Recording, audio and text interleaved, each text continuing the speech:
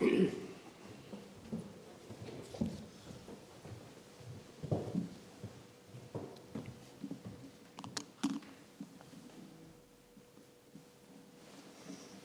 in appeal, Sahatoo and Attorney General of Trinidad and Tobago.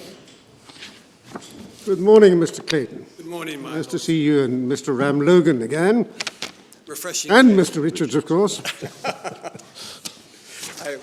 Well, I'll leave it at that if I may. My lords and lady, you've recognised three of our participants in addition to the three to which Lord Kerr referred. Alana Rambaharan is also, she's in court with us. He's equally welcome. Thank you very much. As is Mr. Poole, who's a regular attender upon us. Yes, I mean, Mr. Poole, I'm afraid, is decided to come by himself. So, can I just take you through this as quickly as I can? One of the things you're going to have to confront right away is whether we should allow you to present the new argument. Well, my lord, we're not going to pursue the new argument. Oh, right. That helps enormously. This case commenced on the 22nd of August of 2008 as a fixed date constitutional claim alleging that the Public Service Commission, by appointing the appellant, a Road Officer 1, in breach of the equality of treatment provision under Section 4D of the Trinidad Constitution, he complained that other officers were appointed in accordance with the merits list, whereas he was not. His complaint was that 10 officers who received temporary appointments were in fact appointed before the appellant himself was. On the 16th of December of 2011, Mrs. Justice Dean Ormerer decided that the appellant was not similarly circumstanced to the employees who preceded him. And on the 15th of October of 2015, the Court of Appeal, in a judgment by Justice of Appeal Barreau, reversed the holding of the first instance judge to the effect that the 10 officers were not similarly circumstanced as the appellant, but held that the differences between the appellant and the temporary officers were sufficient to justify a difference in treatment. And it appears principally the fact that they were appointed temporary officers before the appellant took up his appointment justified a difference of treatment. It's important in our submission to take note of a couple of points before I'll summarize the various reasons why we say the Court of Appeal just got this wrong. It's worth noting that discrimination law in Trinidad is still developing. For example, before Mrs. Justice Dean Ormerer, the question of whether malfides was a live issue was ventilated at some length. In fact, it pages 228 to 230 of the record, paragraphs 6 to 10 of the judgment. And she was looking at a decision of the Court of Appeal in Graham and the Public Service Commission.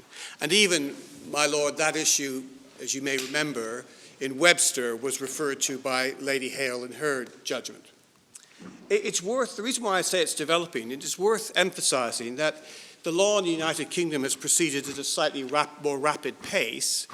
The question of whether it was necessary to establish the intention or the motive of a discriminator was actually definitively decided by the House of Lords in the Birmingham City Council Equal Opportunities case, which for my lord's reference was 1989 appeal cases 115. My lords may remember that was a case about grammar schools in Birmingham and whether the fact that more boys than girls were represented in grammar schools was sufficient to support a discrimination claim. And the House of Lords were quite specific in that case in saying that intentionality of the discriminator was not a relevant factor. The test was a but for. Yes. It's also worth saying, simply because it's part of the same pair of cases, that in the James and Eastleigh Borough Council case, which is 1992 appeal cases 751, that was a case about swimming pools where a woman of 61... It's very, very well known, yeah, okay.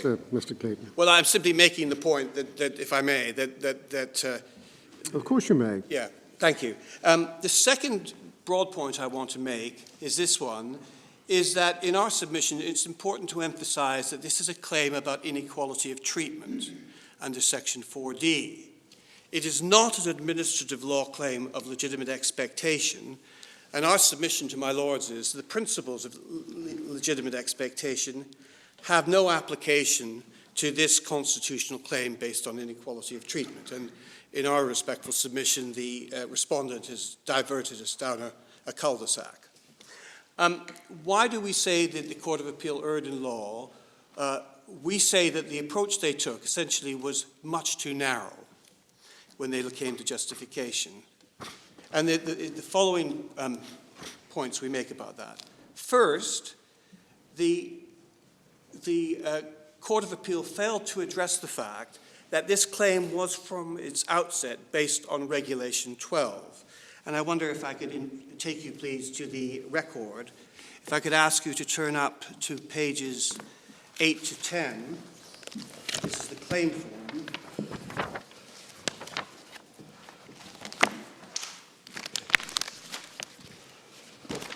If you have page 8, it's looking at the Roman figures, 8, Roman 4. Chapter 3 of the Public Services Regulation deals with appointments. According to Regulation 12, candidates shall be selected on the basis of competitive examinations and interviews. So, I think that's small Roman numeral 5, isn't it? 5, sorry, did I not say 5? I'm so sorry. That's all right. Don't worry about that. My lord is ahead of me, yes. It should have been 5. Well, that's all right. So really the point I'm making is from the off, this was a case where Regulation 12 was at the forefront. 6, Roman 6, refers to the policy, and that's an independent ground, but it's actually based on the regulation. And then if I could ask you to turn through to page 10. Page 10, Roman 10. The Commission illegally and unfairly bypassed the claimant when his term came up on the Order of Merit list. He was not appointed as a Road Officer 1 when his turn came. The claimant was treated unequally as other officers were appointed in accordance with their position in the merit list, provided they were still interested in the appointment. So, as a matter of interest, what are the principal duties of a Road Officer 1? Can I come back to you on that? Yes, of course. No, well, I mean, it's entirely incidental to the issues in the case, but it did intrigue us somewhat as to what a road officer actually did. Unfortunately, despite my endeavours, that's one question I failed to address myself. Right. The next point, the first point was, that, as we say, that from the outset this claim was rooted in Regulation 12. Yes. Secondly, the respondent says that the unequal treatment of the appellant as compared with the 10 temporary staff was justified on the account of the length of service and the others of them in their temporary acting appointments. Now, our point really is this, is the criterion temporary acting appointments was contrary to at least 3 different commitments. It was contrary to the regulations themselves. It was contrary to the Commission's own policy of appointing not on the basis of temporary appointments, but on the basis of the merit list. So that's independent of Regulation 12. And it was contrary to an explicit promise to the appellant that the length of service would not be taken into account. Since I'm not going to deal with the so-called new point, I'll move on, if I may, although I want to at least make this point, which is of some importance. This case was brought as a constitutional claim, and my lords will notice that the remedy sought is constitutional damages, that in the event this appeal succeeded, yes, we would invite my lords and lady to take that course. The next point I wanted to make is that the onus of proof in an inequality of treatment case, it falls fairly and squarely on the state. And I just want to look briefly at 2 passages from the Graham case. The first is at 526.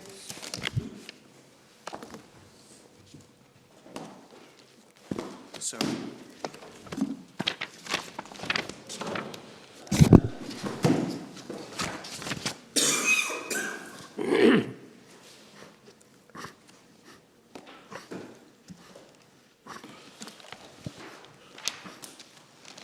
yes, it's tab 7, but I want to just, if I may, take you to the judgment of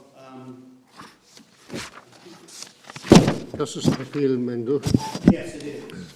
And if I could ask you to turn through to page 512, Yes. paragraph 55. Given the state of the law, it is arguable that an applicant who breaches the section 4D right needs only show he was treated less favorably than one similarly circumstance. It is for the public authority to justify the difference in treatment on some legitimate or reasonable basis. If it is thought that a mere difference in treatment would not be sufficient to displace the presumption of regularity, then consideration should be given to a speech given by the President prepared in Court of Justice, Justice Sahatoo. The point is taken up again in the judgment of Justice of Appeal Jamadar, page 536. If I could ask you to turn to that, please. Yes. Paragraph 25. I remain convinced that in order to establish a Section 4D breach, all that is required is proof by an aggrieved party that he was less favorably treated than other similarly circumstanced persons, and or that he was more favorably treated than he was. This determination is to be undertaken by a court on consideration of all the evidence, both of the claimant and the respondent. The duty of all the parties is of candor. The presumption of bona fides is facilitative of full disclosure. Once, going to the bottom of the last line, once a prima facie case of violation of the right to equality is raised, the onus shifts on the public authority to explain and justify its decision and to show there's no breach of the right. It's in this context, in the evaluation of all the evidence, that goes back to the presumption of regularity. So the short point is the onus lies on the respondent, and the next point to show justification. On justification. Yes. At the end of the, because he continues, at the end of the process, it remains for the claimant to show both a difference in treatment and a lack of any legitimate or lawful reason for that treatment. And that might not be quite tying in with what's said before, but in any event, are you accepting that it is for the it is for the claimant to make out a prima facie case of difference of treatment when he is in a similar circumstance? Yes. And it is for the public authority to justify it then? Yes, and pausing there, if I may, as a result of the Court of Appeal decision, their holding was that they were similarly circumstanced. So that's why my focus is on... Well, that's no longer an issue, is it? No, it's not. No. But the reason why we say that the Court of Appeal erred in its approach to justification is that the alleged difference between the treatment of the appellant and temporary employees who predated his appointment were not put in their proper context. They were just treated as in effect, context-free. And I say that for this reason. The claim, as I said from the outset, was that the obligation on the respondent or the commission was to comply with the order of merit list under Regulation 12. That was an obligation. Secondly, as the statement of facts and issues confirms, he was informed that placement on the order of merit list means he would be given due consideration when the vacancies arose. And if we could just turn to 309 in the record, please.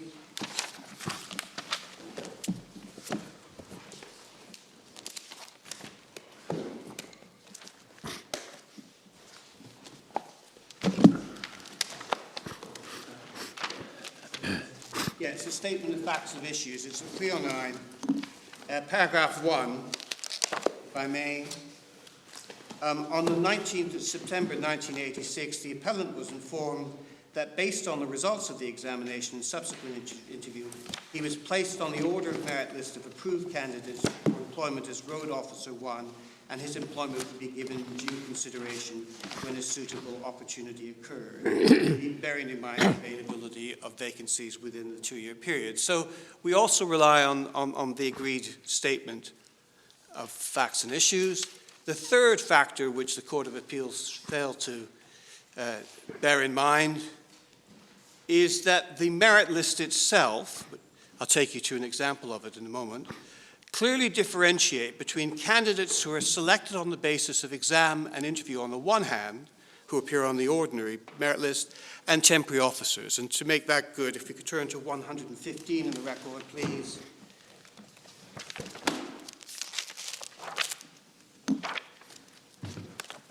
I think this is the only minute we have. It's up to the 26th of August 1986, if you have that. 115.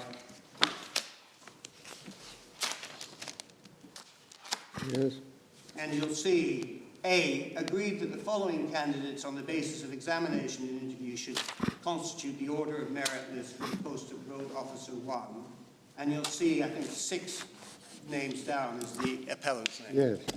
And then you'll see B, agreed that the following officers serve as temporary officers, and then they list some there. So this document, the minute, differentiates between two categories or classes. Some of the names are in both. Mr. Daniel Abraham's in both, for example. Well, some may be in both, but certainly for relevant. But they,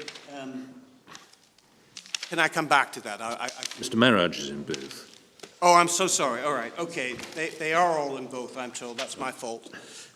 But they are separately categorized. That's the point that I'm making.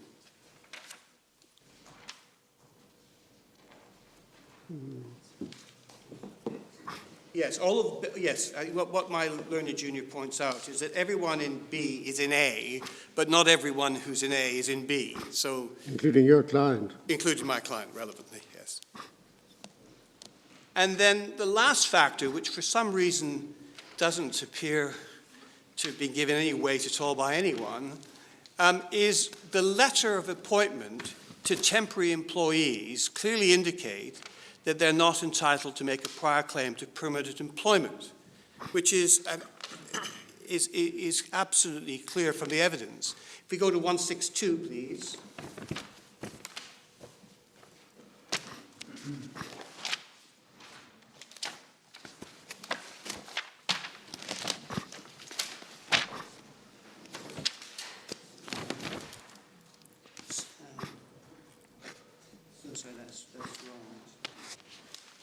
Sorry, it's 152.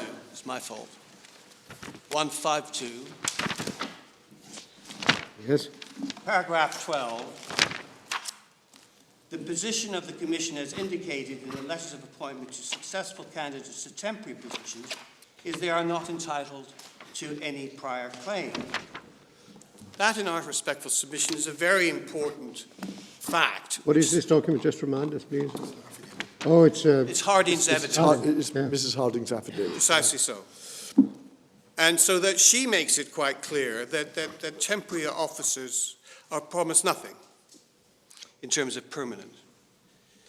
However, it goes on to say that in making the appointments, the Commission deals with appointment on a case-by-case basis, which is a qualification of what's gone before. It is a qualification up to a point, but I mean, unfortunately, I haven't been able to find in the record any letter which states exactly what they're told. But what I do draw attention to is certainly the first sentence. And the overarching submission that we make to my lords and lady is this one, is that when looking at the system of temporary people who were employed beforehand, it wasn't put into the overall context, which are the factors that I've just identified. I'll obviously develop this case as I go through it, but that is the principal area of law which we identify and rely upon. The first of those points related to the merit list, but that was to be for just 2 years. Well, so how is that still operative later on as a factor? A context? What happened was, as a factor, is that periodically, we'll look at a letter in shortly, the things don't necessarily proceed terribly quickly, but candidates get asked if they want to be reconsidered for the merit list. That's the way it works. I'm told by Mr. Ram Logan, who's obviously done a number of cases about this, it basically remains valid until it's exhausted, or basically it ceases to have effect. Until everyone on the list has been appointed, if they want appointment. Is that Pardon me? what do you mean by exhausted? I think everyone who wants a permanent appointment is entitled to get Yeah. one, subject to not pursuing it further. Can I... Is that just a matter of practice? I mean, that contradicts what the letter says. Well, The undertaking in the letter is to apply the merits list for 2 years. well, I think that's true, but I mean, as often is the way in Trinidad, one has to, legal statements have to bow to the factual background, and I think just things proceed slowly, or not as quickly as anticipated at the time a letter is written, if I may put it that way. Can I now just deal with the factual background as it is set out principally in the Court of Appeal judgment? This is where I take it from, and I'll give you the relevant cross-references as I go through this.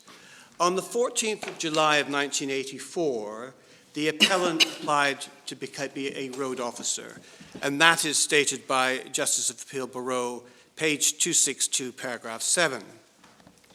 On the 23rd of June 1985, there was a follow-up interview, and then on a date which actually would have been on the document we just looked at, the appellant was informed of the order of merit lists, but not told of his placement. That was the one I just turned to a moment ago.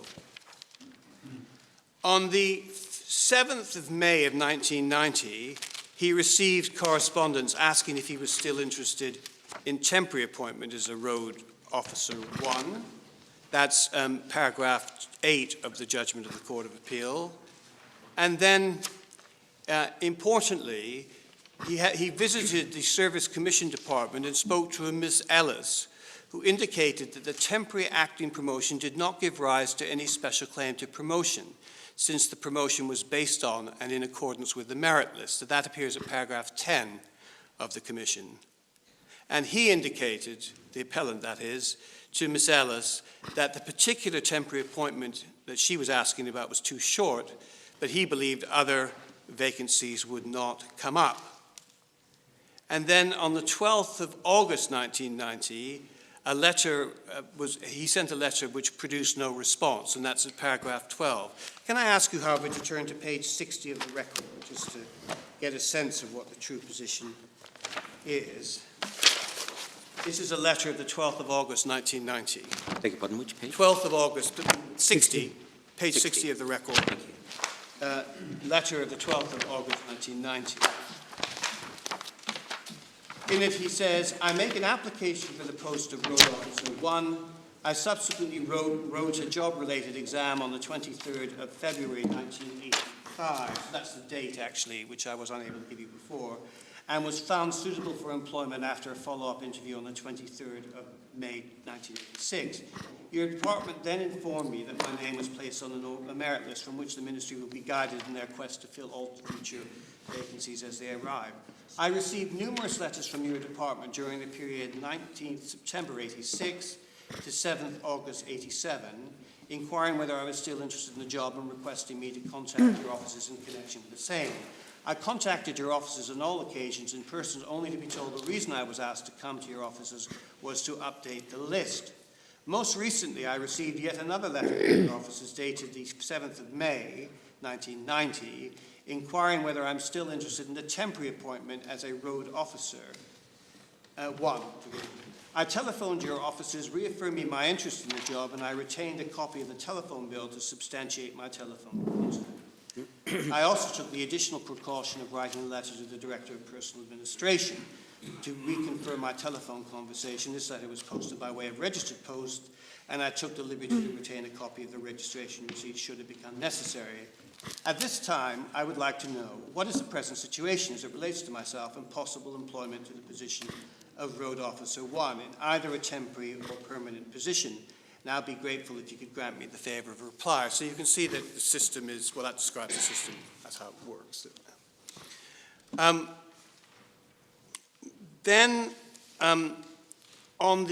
Sometime in September 1990, the appellant visited the Service Commissions Department and spoke to Miss Ellis.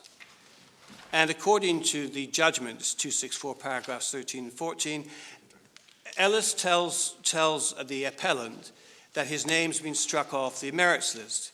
He asks Ms. Ellis whether those who gain temporary appointment have a competitive edge. Ms. Ellis indicates that permanent appointments based on ranking and placement of officers on the merits list. Now, we obviously attach some. We know all of this, of course. Yeah. And then on the 19th of March 1993, the appellant starts work as a temporary road officer. And then on the 18th of September 95, he's appointed to a permanent position with effect from the 9th of August 93, so some 2 years before.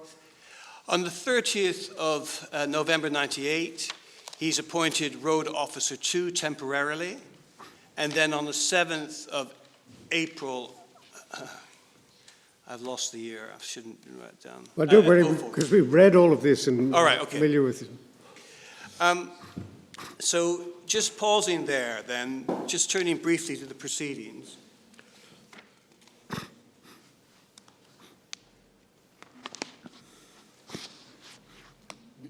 Yes, dealing with the point my Lady Black raised about the operative period, as my Lord saw, Lady saw, 54 referred to the 2 years, but you'll see from the system, which I've just taken you through, that effectively there's a sort of running system of renewing expressions of interest, if I can put it that way. And that certainly was the position into the 1990s. Now, yeah, and it confirms the currency of the merits list. Right. Sorry. The claim form having been issued on the 22nd of August 2008, the appellant sought to cross-examine on the 9th of September 2009. And if we could go to the bundle, please, 173.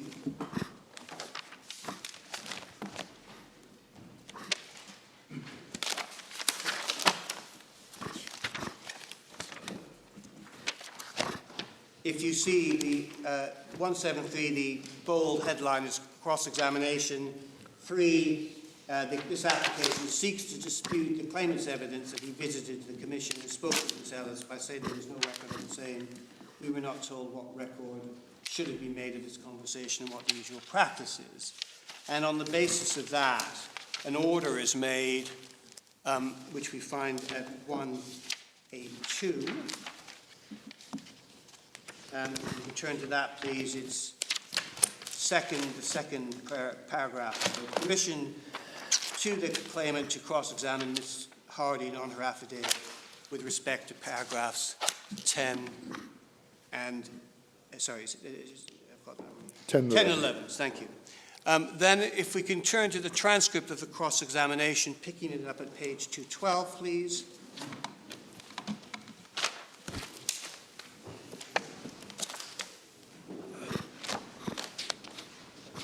You have that. Picking it up just about 2/3 of the way down the page, Mr. Ramlogan, question, an acting appointment does not give someone a claim to promotion. Do you see that? Yes, I see that. Yes? And she says, I agree. And then 213, please.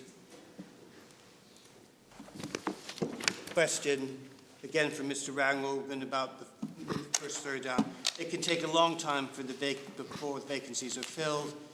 Then Ms. Harding says sometimes the merits list is never updated.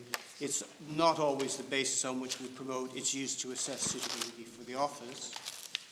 And then, forgive me.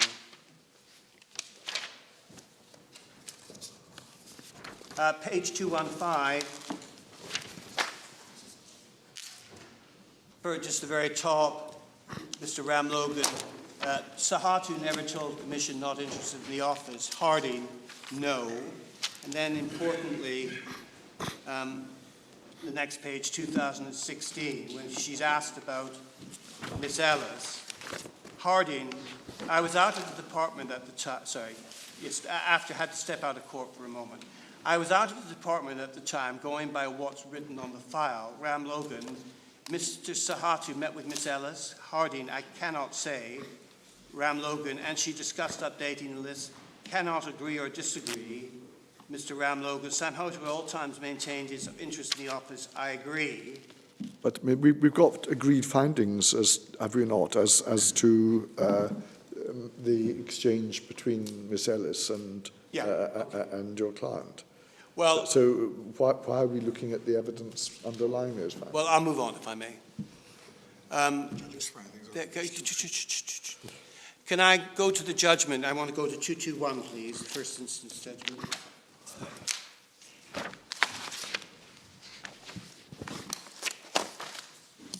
Yeah, these are the findings based on the evidence.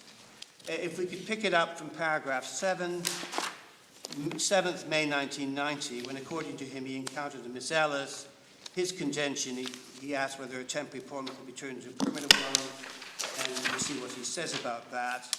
And you can see the reply from Harding at 8.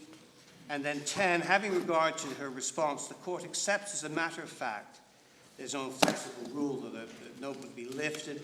The absence of a note does not imply categorically there was no visit. Resolving the issue of fact. But it's the second half of paragraph 11. Yeah. It is therefore accepted as a matter of fact that the claimant visited the office of the SCD and was informed by Miss Ellis that temporary acting appointments did not give the appointee any special claim to promotion. Thank you. And that is not contested by the respondent. So why are we spending time on it? Well, I just want to I promise I'll get through this pretty fast. But the facts are actually quite important because quite a lot of facts appear to have not featured in No, the but all I'm saying is when you have findings of fact in your favour which are not contested, we don't need to see the background evidence. Okay, can I just make one additional point, just on the fact, just to remind you, 15, there was a second occasion when Miss Ellis. All right, so then that was the finding, and Yes, that finding, I think we see in paragraph 22 at the end. thank you. The court finds on the balance of probabilities that the claimant visited the office in August 1992 and Yes. got the assurance. Yeah. Now, the fundamental point, which I took from the outset, was the appellant's complaint in relation to the role of temporary appointment was that it was contrary to Regulation 12 practice and the promises he received. And it's worth noting that because of the approach the judge took, which was to say that the appellant and the temporary employees were not similarly circumstances, she never expressed a view on the permissibility of the temporary employment criterion because she never got to the question of justification at all. The case fell at the first hurdle, so to speak. Right. Well, when all of this is well established, I don't know whether we need to dwell upon it, do we? No, but I now want to turn to the Court of Appeal judgment, if I may. Right. Yes, because while the case fell at first hurdle before the first instance judge, in the Court of Appeal you surmounted that first hurdle. We did. And you got into justification. We did. Yes. And that's why I focused earlier on it. Absolutely. Can I go to 273, please?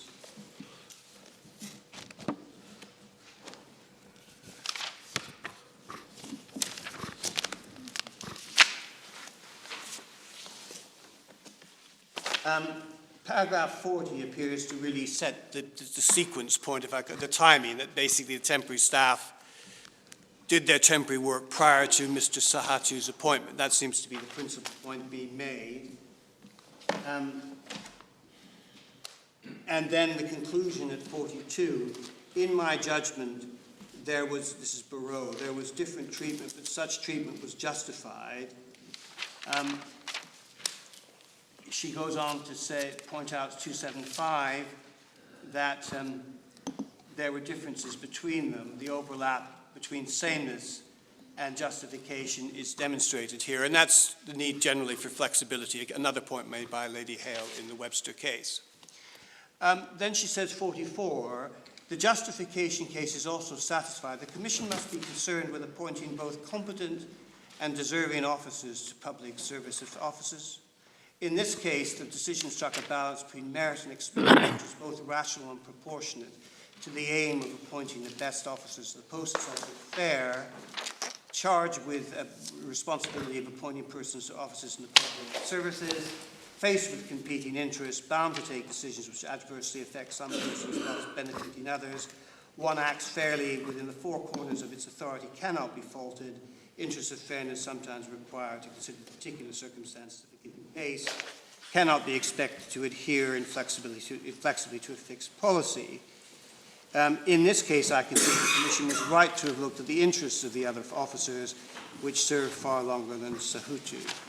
The difficulty with all of that is that just drops out of the equation all the points that tell against the preferment of temporary staff. They tell no grappling with the Regulation 12 point, which I'll take you to in a moment, which makes it absolutely plain that is the system.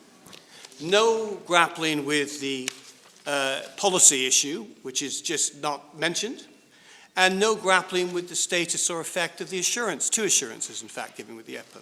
So our fundamental criticism of the Court of Appeal is its conclusion on justification, a fortiori when the burden is on the respondent, is it just didn't contextualize the particular factors that it looked at, and indeed actually attached a weight to them which was completely inappropriate if one looked at the position in the context as a whole. That is the assurances are dealt with in paragraph 40, aren't they? Because the point is made that the 10 temporary officers were in a different position. But the problem, serving police officers, serving public officers long before Mr. Sahatoo. That's true. But what's again missed out of the equation is paragraph 12 of Ms. Harding's affidavit, which says all temporary staff are told it's no ladder to the permanent employment. Well, it's no guarantee. There's no, but it's certainly not to be taken from her affidavit or her evidence that it's necessarily going to be a bar.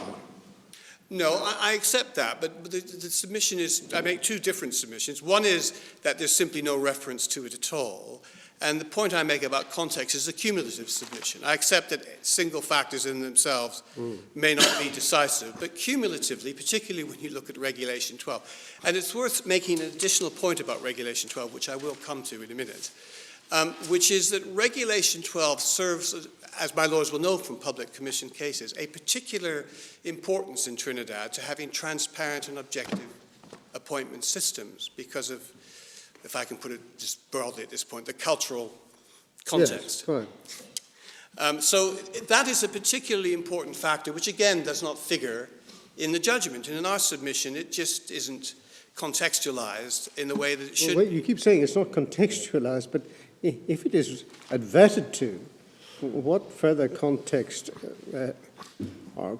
contextualization is required? Well, can we look at Regulation 12? Because it really, that is the key to this, and it's simply not been adequately addressed. I think we find that towards the back of the second bundle of authority. It's 101, electronic bundle 1014. Thank you. And I want to just look at 101, yes, 1014. Thank you very much.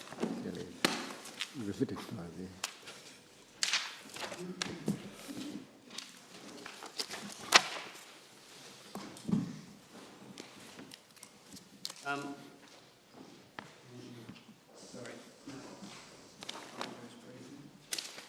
1014. Candidates for permanent appointment to the public officers and the clerical and secretarial staff and to such other classes as the public service may from time to time specify shall be selected on the basis of written competitive examinations and interviews. Now, were these clerical or secretarial No, classes? but what they were is the power, which is the second. You can see it's two limbs. As prescribed, where, and to such other classes, where was it specified? Now, just give me a moment. Perhaps it's accepted it was specified, I don't know.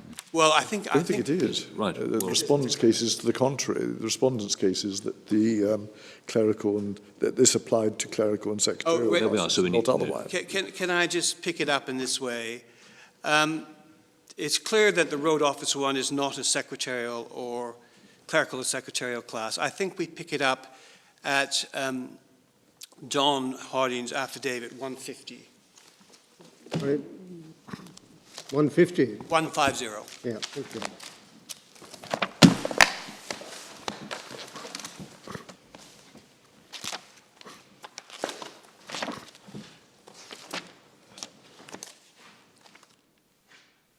And it's the last sentence of paragraph 4 that they conducted the examinations appointed by the Commission to conduct interviews. The interviews were conducted in June '86. Based on examination results, the committee compiled an order of merit list, hereinafter referred to as the merit list, from which appointments to the post of Road Officer 1 would be made. So that's the best evidence we found. Of course, you know, the respondents are under a duty of candor in any event, but this, yeah, we say, sorry, that statement amounts to, is it, which one? Which regulation? Forgive me, I'm sorry. Oh, sorry. Yes, what we say, my lords, is this, is that passage I just read to you is the specification under Regulation 12. Yes, I mean, you're inferring from the decision by the Commission to create a list that they were bringing themselves within Regulation 12. Yes, or they were exercising the power that they had under Regulation 12 to utilize this process. So Ms Harding was, for that purpose, the Commission? Well, she was a deponent on the Commission's behalf. Yes, but the Commission has to specify other classes. Well, the evidence, two separate things. Whether she's, as far as the evidence goes, the evidence is the evidence. We aren't in a position, it's the respondents who'd be in a position to produce evidence of a specification. It's never been suggested this is wrong, and to the extent there is any formal other document, it's not one that we would have. Never been suggested what's wrong? Because This it is statement definitely challenged that technical officers were included within this regulation. That's definitely challenged. Well, there's a power here. I mean, it's not what regulation says to simply say because you don't fall within the two classes. It's a two-limbs regulation. They have a power to specify using this procedure for a second process. That's, in our submission, there's no other way of construing the evidence other than to say they were specifying it. What else could it mean? I mean, Well, there must be some sort of record of specification, surely. well, my lords, I accept there may well be, but it's, one thing I can safely say Well, is is discovery available in this type of action in Trinidad and Tobago? Pardon me? Is discovery available in this Well, type we did of ask for a discovery, and it was refused. Well, did you ask? I don't think on this issue. But, my lords, Sorry, my Lord has a question. Did you ask whether or not any particular specification had been made pursuant to regulation? no, we didn't. But I would, if pushed, make this point, which is quite important, is there is a duty, irrespective of anything else, on the public authority to make. Yeah. Sorry, Mr. Ramlogan ran away with me. Well, that's all right. He's obviously enthusiastic about this case. Indeed. And why not? Yes. But what it comes to is this. I mean, I accept. Well, I think it comes to this. You have no direct evidence of it having been specified, but your argument is that the affidavit filed on behalf of the respondent indicates that, absent formal specification, that's the way in which the matter was dealt with by the Commission. Yeah. That, if I may say Well, so, let's- that's the way we put it. Let's move on then. All right, thank you. Can I just go back a stage?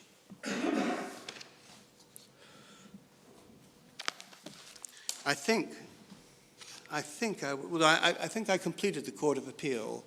Right. So as at least the judgments. Mr. Richards has a point about the Court of Appeal. Well, all right. There were three separate heads. Sometimes one wonders who's in control. Sure. Well, you're on your feet, Mr. Clayton. It's stuck in everything. Now, there are three separate grounds we advance: the regulations, the choice to proceed, which is a separate but independent, and then finally the communications to the appellant.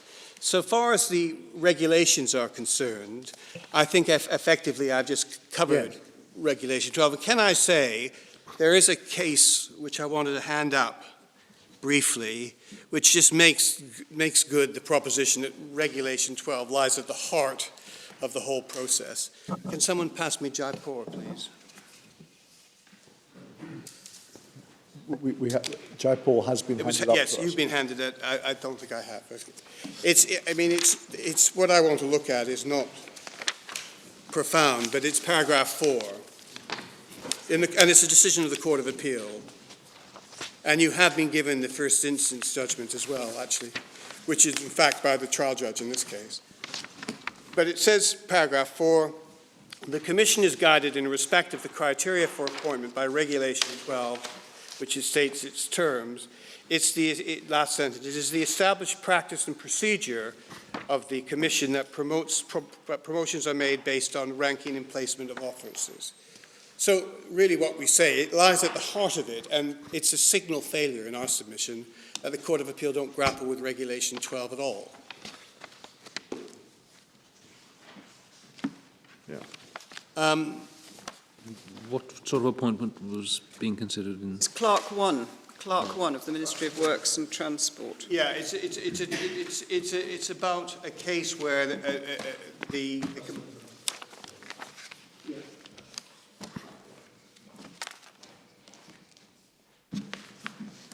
Well, was it submitted to the Court of Appeal that, in effect, there had been a specification in relation to route officers? There was, my Lord is, if I may say so, right to draw that to my attention. What I think happened in the Court of Appeal was that a concession was made by counsel about the effect of Regulation 12, which was wrong, put bluntly, and which we don't advance before my Lords, because the language could be hardly clear. It's peremptory in... Counsel on behalf of which party? For the appellant, not Mr. Ram Logan. But No, of course. And precisely which concession do you say was made before the Can you just give me a moment to be told where it is? And whilst that's being done, can I just correct myself, because it appears there were 2 posts possibly in consideration in the Jaipur case. Paragraph 3. Right. Right, you take instructions on the Thank you. question my Lord has put to you. While you're distracted by Lady Black. Lady, just while my learned friend was looking for that, just to be of assistance on that point, you're right that there were 2 posts. The first was in the clerical class, which I say is of relevance for reasons I'll develop. And the next one was customs and excise. The second is in the technical class, so that's the customs excise officer 1. Thank you very much. Now, can you tell us then, Mr. Clayton, which concession are we referring to? If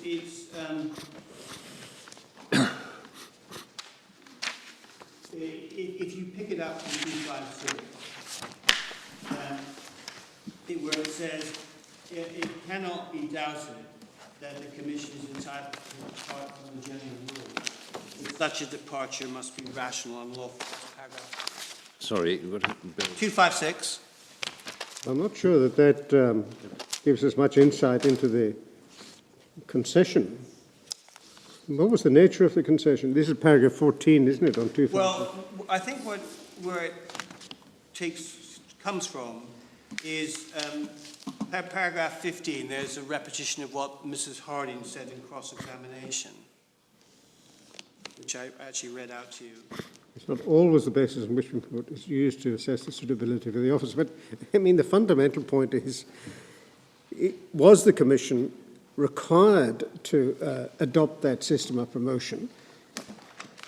No. It would only be if it had specified road officers as falling within Regulation 12.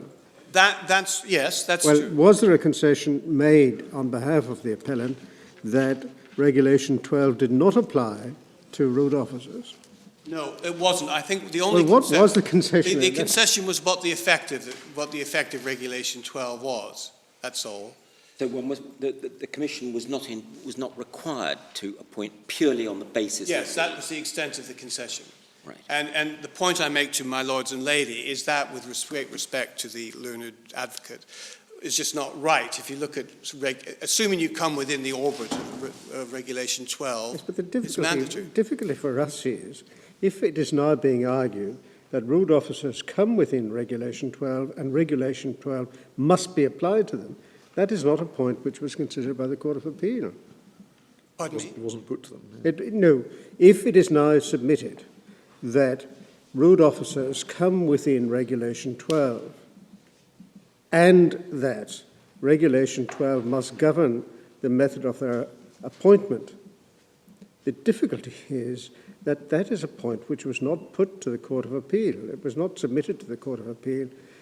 And, well, one assumes that if it were an issue between the parties, there might well have been evidence that the respondent would have wished to adduce. I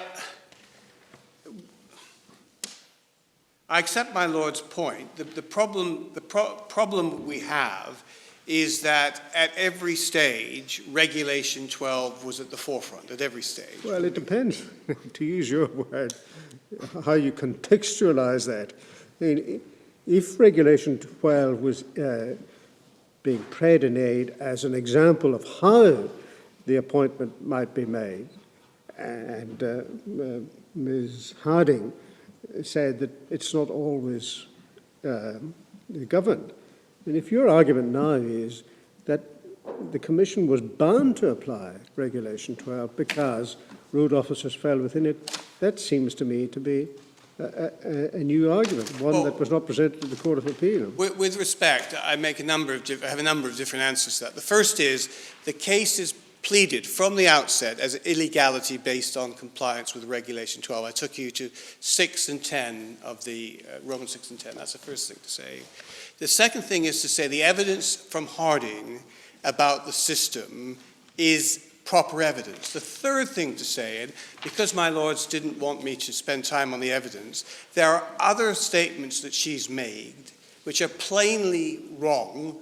And this is just an example of a witness boxing and coxing when being cross-examined. But the fact that everything they say shouldn't necessarily be accepted, which is really the starting point. It's the concession which is the evidence that appears at the bottom of 256. That is the extent of the point that was made. It wasn't that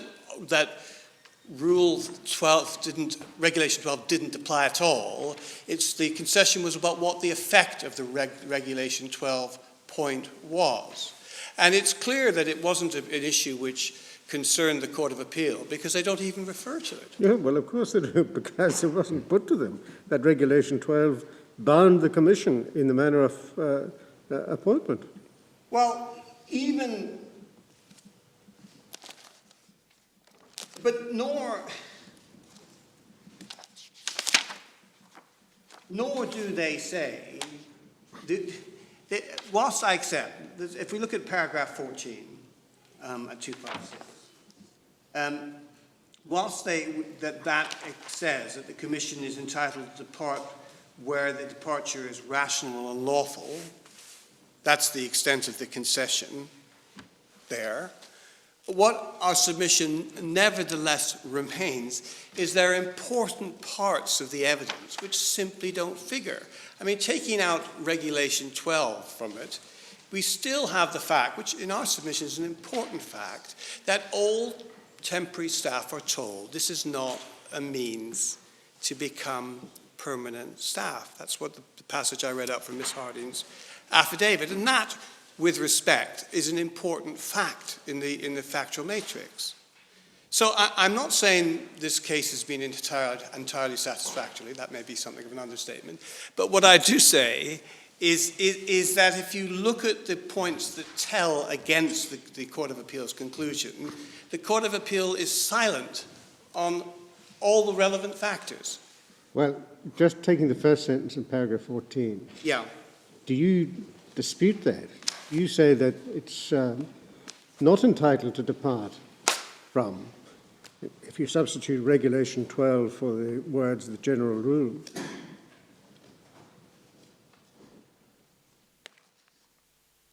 We say that let me put it in the alternative way. Yes. We say either one of two things. Either that it means what it says, it's mandatory, that's that, or we say it's a weighty factor because, and it's important to put the cultural context, and I won't labor that, the cultural context, but that is important in Trinidad, that appointments which are referable to objective and transparent standards is a very important element to appointment to the public commissions of varying kinds in Trinidad. So that on any view it's an important factor, and whether it's determinative because it means what it says, or it's weighty because it's an important factor, the plain truth is that Regulation 12 doesn't figure in the judgment at all, and that's really the point that I'm making. It's only one of several, but as I say, and I don't want to repeat myself unduly, our submission to my lords and ladies that there are factors which ought to have been borne in the justification analysis which simply don't figure at all. And effectively what we have is a shortcut, which in our submission is just wrong. Because true it is that temporary staff were appointed before before the appellant. I accept that, but the answer to that is, well, that's not decisive of it, because there are other factors that need to be weighed in the balance. And to have a balancing exercise which you don't include important factors in the balance in our submission is wrong in law. That's a submission. Yes, right. Well, let's move on then. Thank you.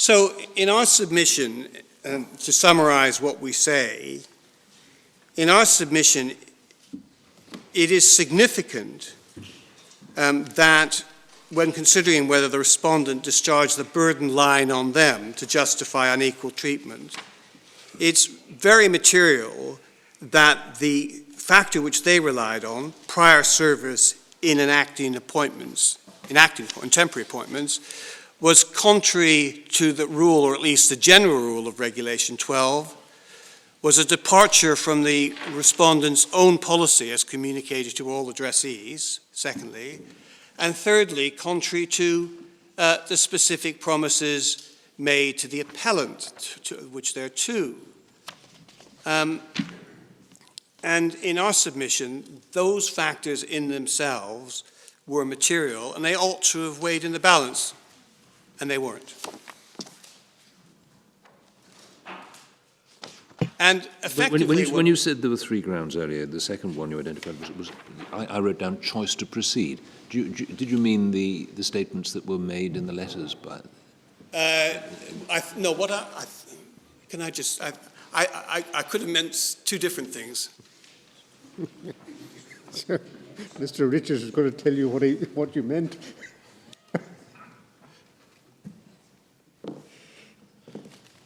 All right, okay, sorry. Thank you. Sorry, I needed correction. Perfectly all right, Mr. But no, what I was referring to, the second point, is even if it's not a Regulation 12 point, it's a policy point, which is a separate point, separate but important. Thank you.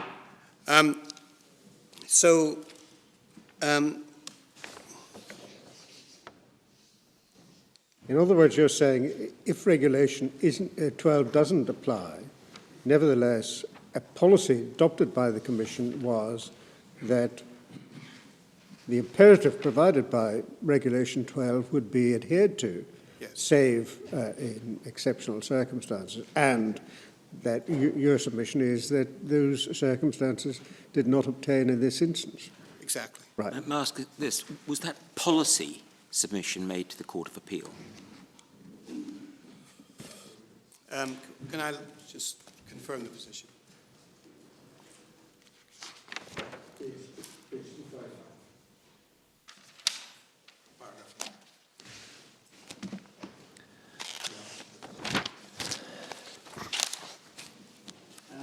Well, yes, in paragraph 9, sorry, page 255, I'm so sorry. Paragraph 9, last sentence.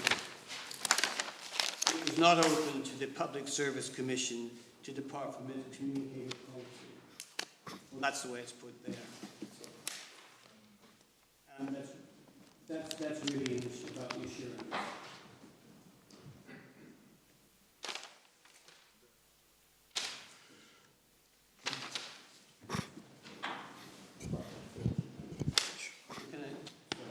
I don't think paragraph 9 helps because that relates to the legitimate expectation.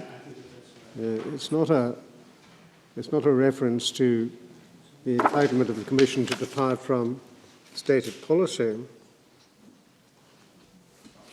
So, no, please.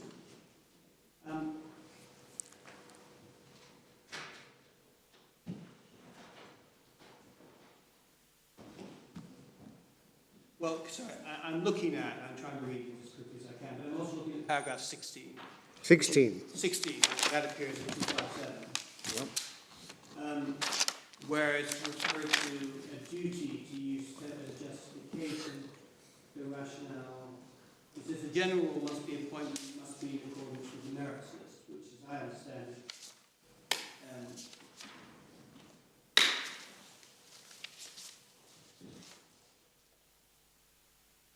it's paragraph 257, I think, which deals with policy, and 17 is also material, I think.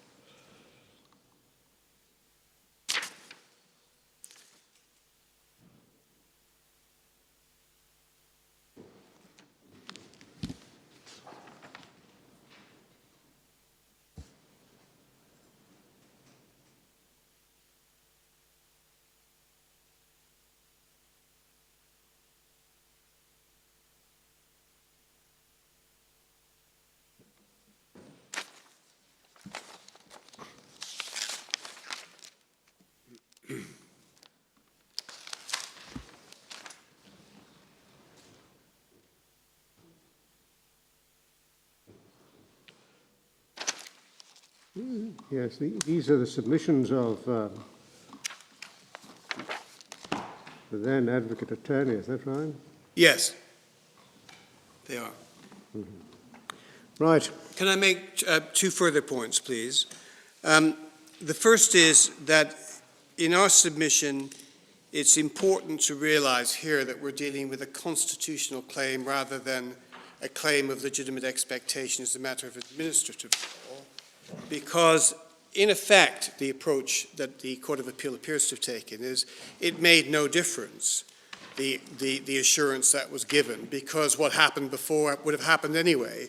That is a paradigm submission to make in terms of the discretionary relief in a judicial review case, but is not the answer when you look at the question of justification in a constitutional Section 4D case. So, with respect, it appears as if the phrase legitimate expectation gave rise to a certain confusion, because I accept if this were a legitimate expectation case alone, what might have been said, you're only relying on legitimate expectation.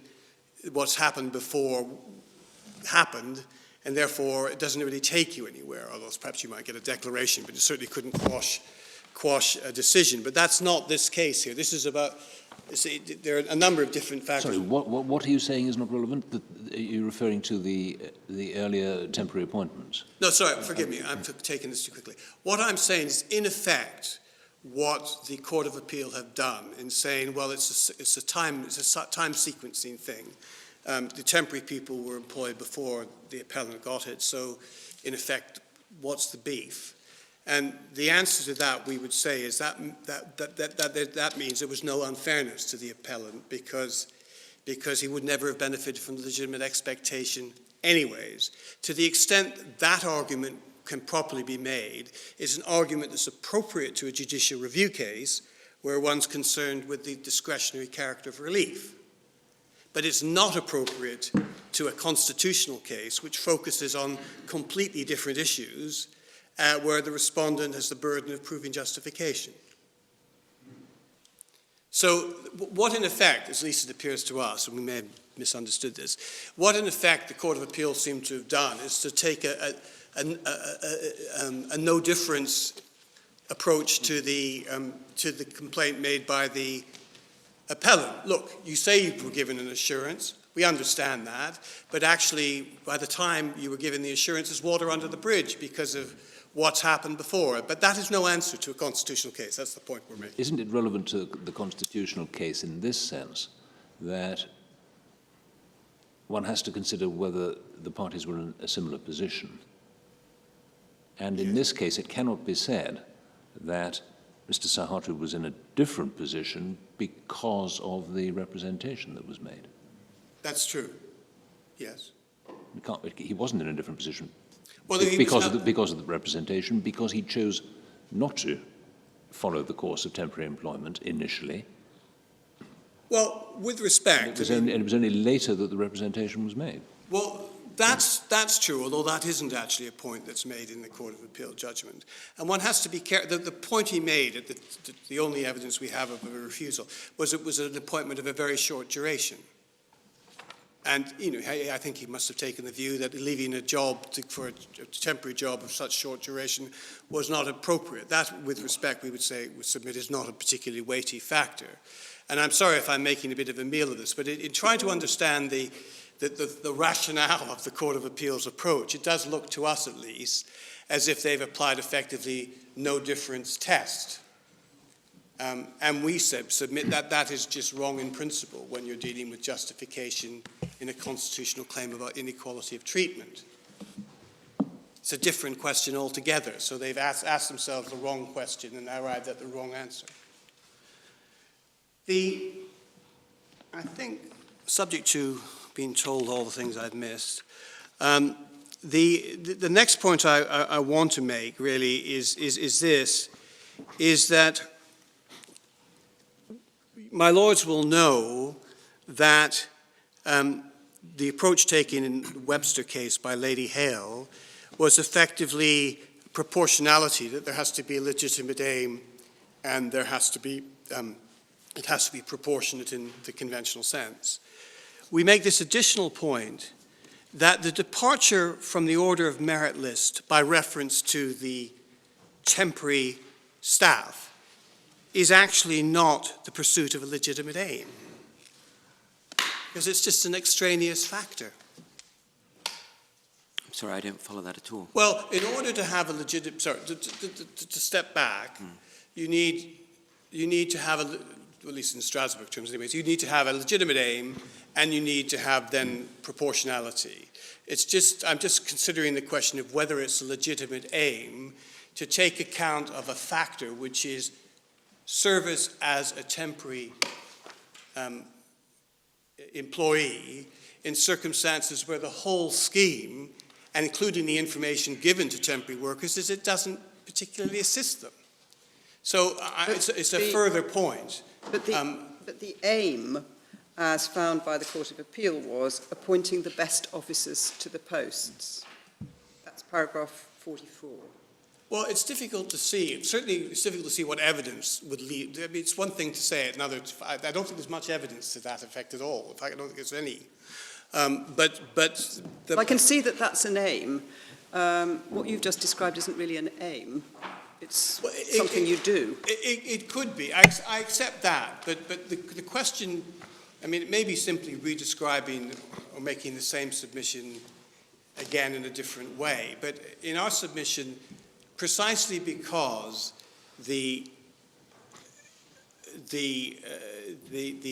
precisely because an appointment to the temporary staff is not a route into permanent appointment because of the Regulation 12 and policy. In our submission, it's probably an illegitimate aim because it's not one which gives you an appropriate route in. But only for the reasons you've already advanced. Yeah, I accept that. Well, it may be circular. That may be one of the criticisms that could be made of it. But it is an additional point we would like to point out. It's on the face of it. It doesn't fit in with the scheme.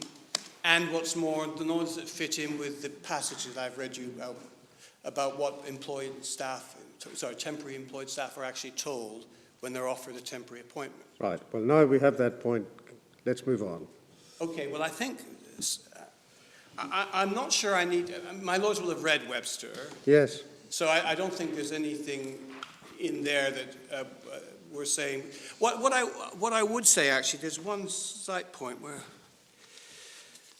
Just give me a moment to find it. Yes, of course. In these notes. Do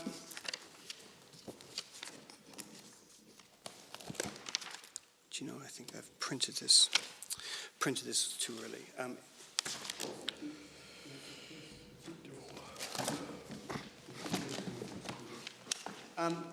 There are two cases on the need to be flexible, which actually it might be worthwhile if I could take my lords to. The Yes, first, of course. yeah, can I look at those? The submission I want to make is that the Trinidad courts are astute not to take an unduly mechanistic view as to how this should be operated. And I want to look at two cases, Mutu, which you'll find at 375,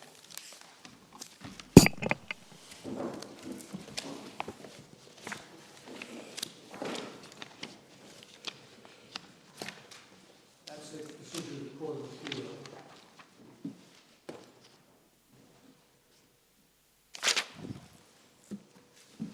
And my lords will get a flavor of why there's so many of these cases from the first page, page 376. It's very similar to this case. Crucial issue, whether the appellant has suffered unequal treatment in contravention of equality of treatment because she was discriminated in respect of 4 different periods from 2004 to 2006. That's paragraph 1. And then if I could ask you, please, so that's the facts of the case.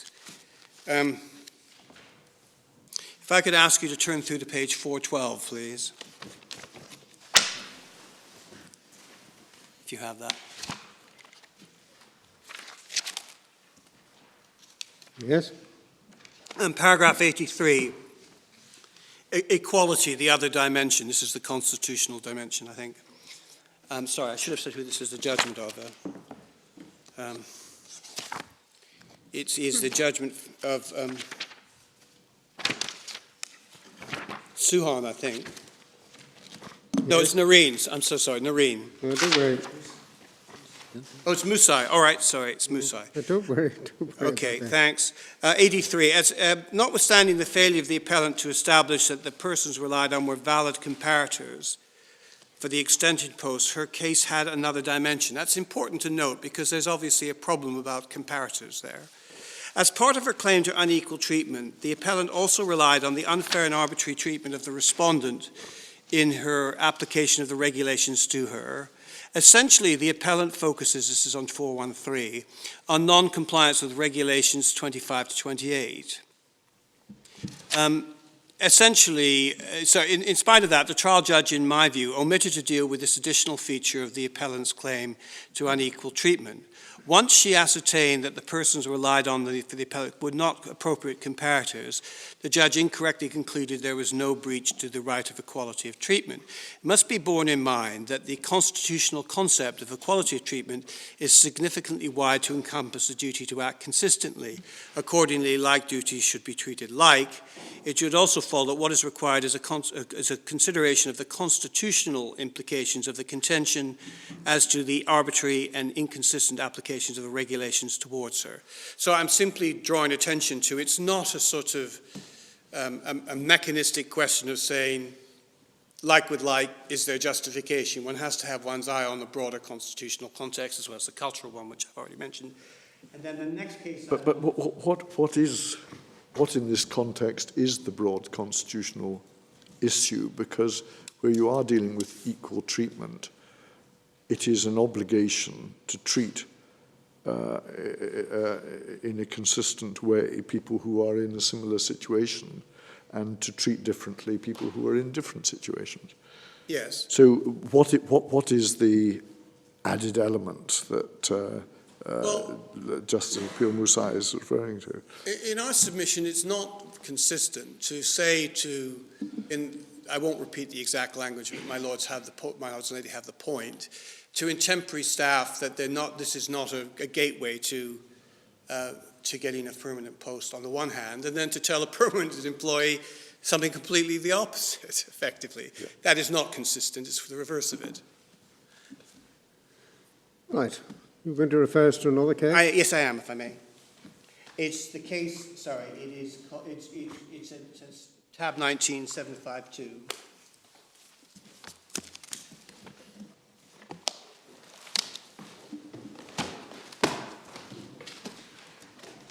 James.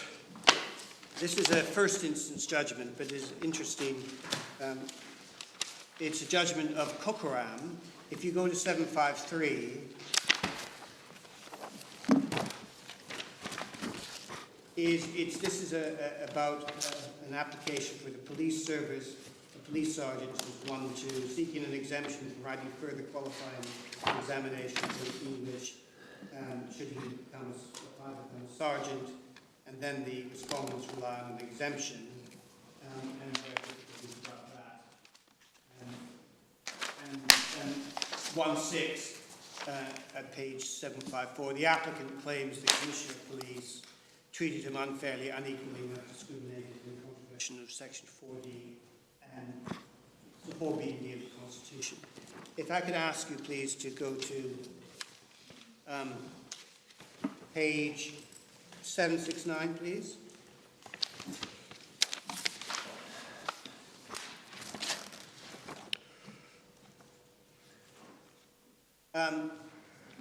Did this case come to the Privy Council? It didn't until... I think it did. I think it's 2010 UKPC 23, but it came on a different point. It was on whether damages are discretionary. Yes, I seem to remember. Yes, sorry, my lord is right, sorry. It's all right. But this is on liability. So if I can pick it up from 6.5, please, at 769. One test used is whether the applicant can demonstrate there are true comparators. Then there's a quote from Bagwandine, which was once the prevailing authority. And then, if I can ask you to turn the page to 770, probably to make a point about another human rights book, but there's discussion from 6.6 onwards of the McAllick case. My lords may remember that was the case where the... Sorry.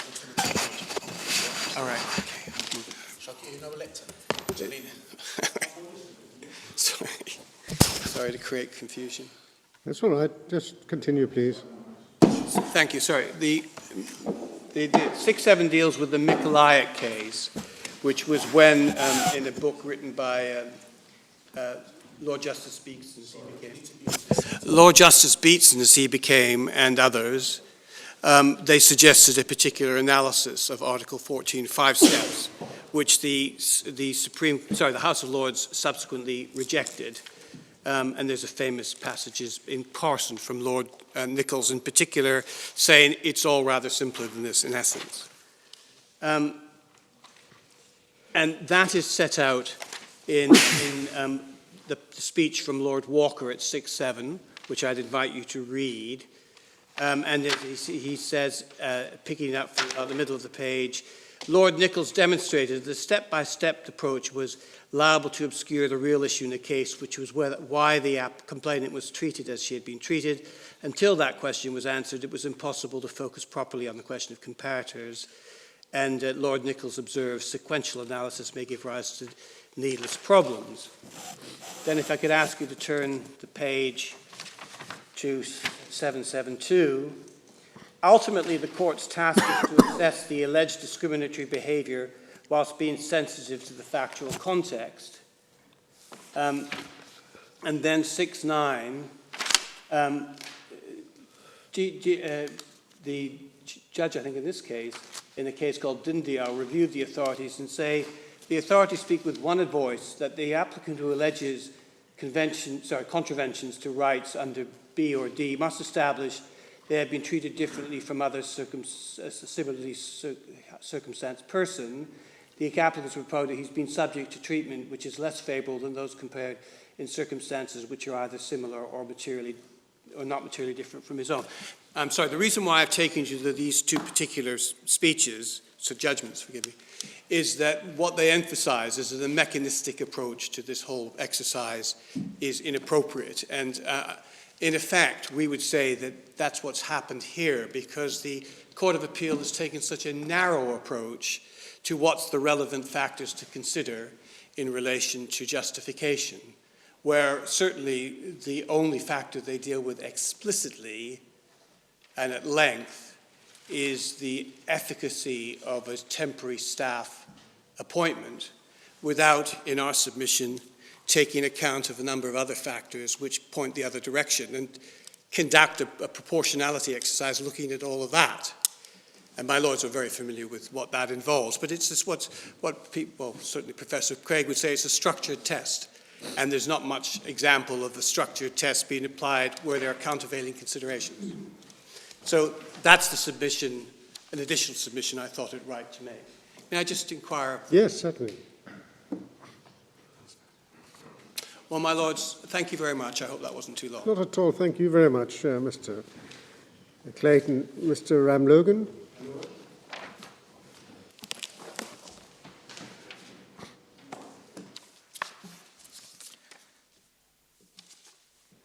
I'm obliged, my lord. My lord, a couple of points I'd like to make, picking up with the issue raised by my Lady Black with respect to whether it's a policy or whether it's a matter of law with respect to Regulation 14. And, my lord, in Trinidad... Sorry, Regulation 14. Regulation 12, beg your pardon, yes. And in Trinidad, the established policy, practice, and procedure is that which is set out in Regulation 12. That is to say, there must be an objective criteria, an evaluative method that is used to assess merit and ability. And that is done by way of a competition which takes the place of an exam and an interview. After that, you compile... Well, does that apply even when Regulation 12 has not been The answer is specified? yes. The answer is yes, and I will demonstrate that in 1 minute, my lord.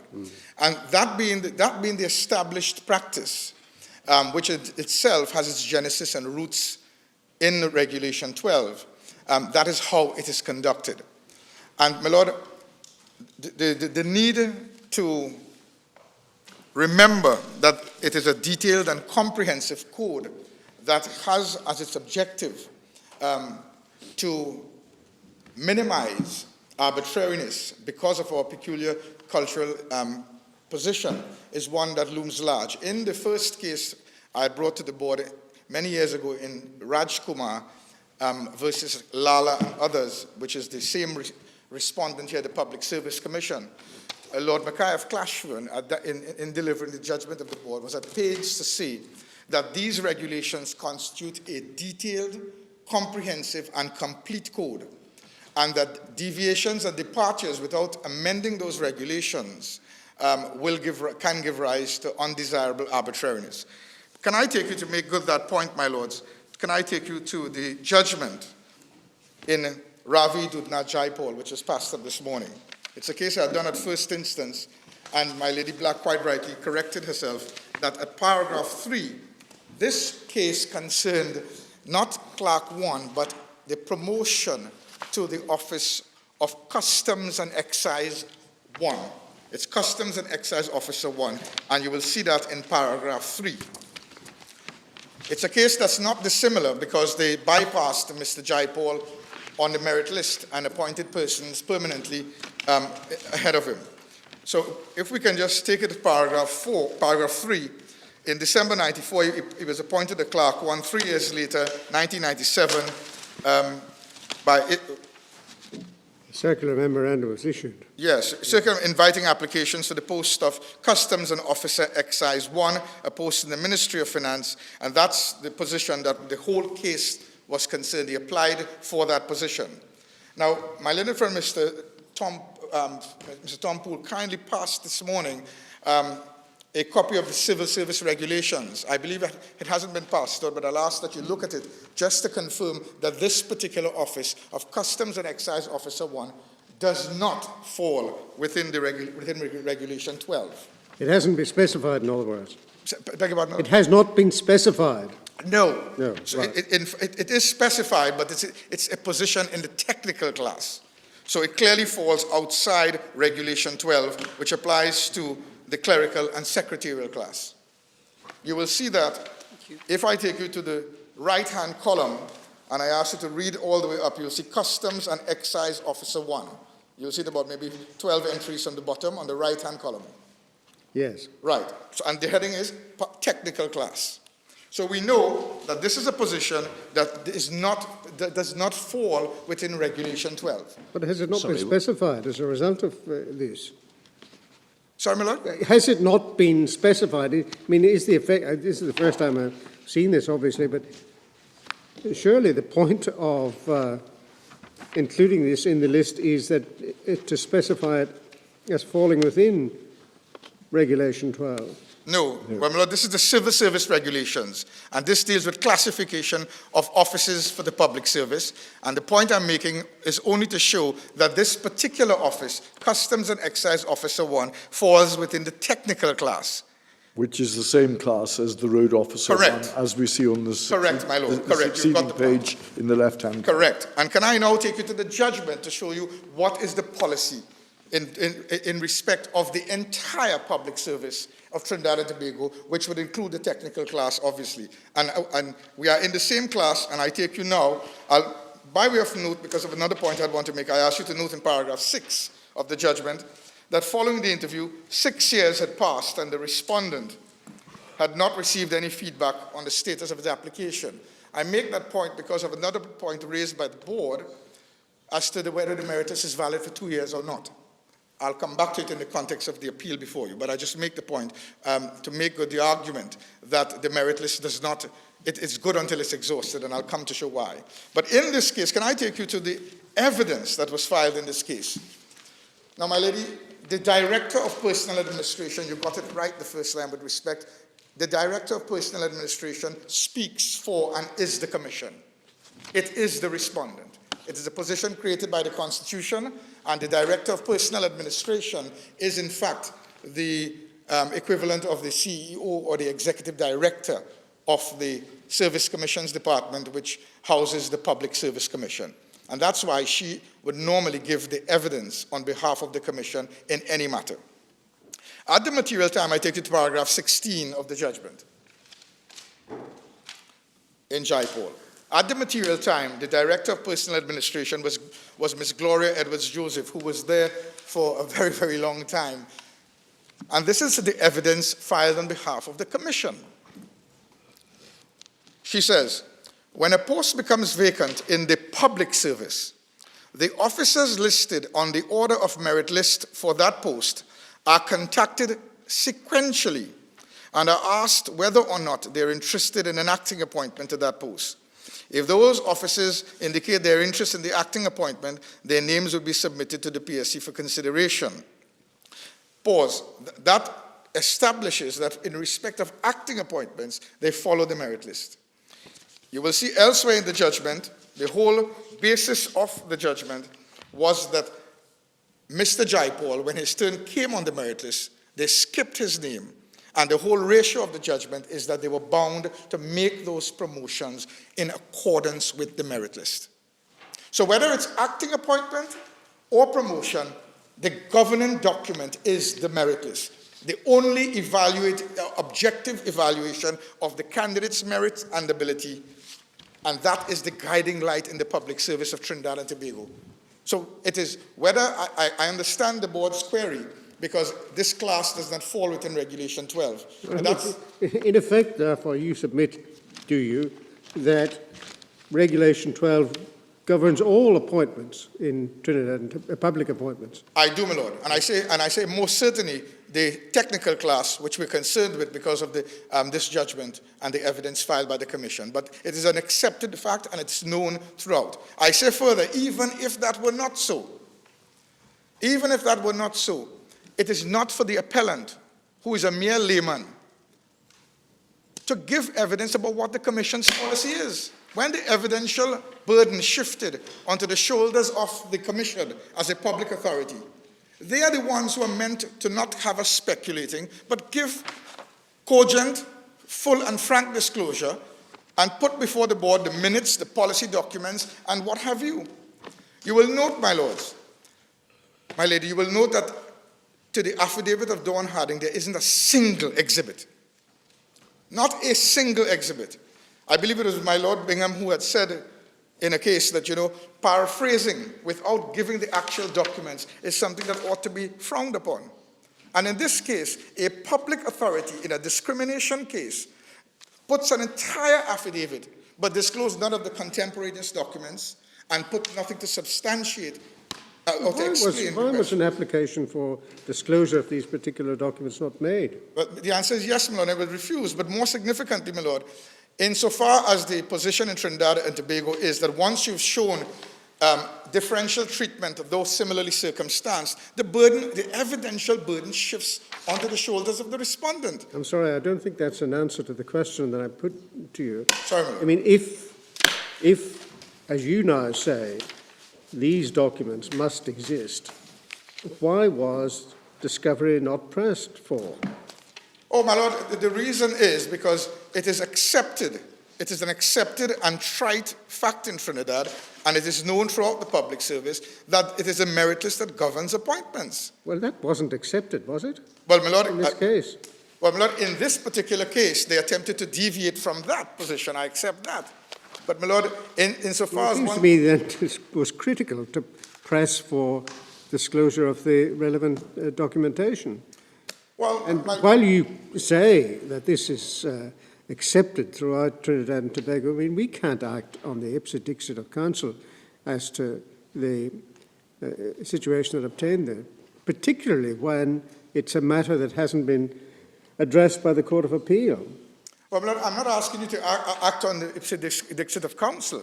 I'm asking you to have regard to what the position is in relation to the judgment from the Court of Appeal, which records the evidence from the Commission as it relates to the public service of Trinidad and Tobago, which includes the technical class.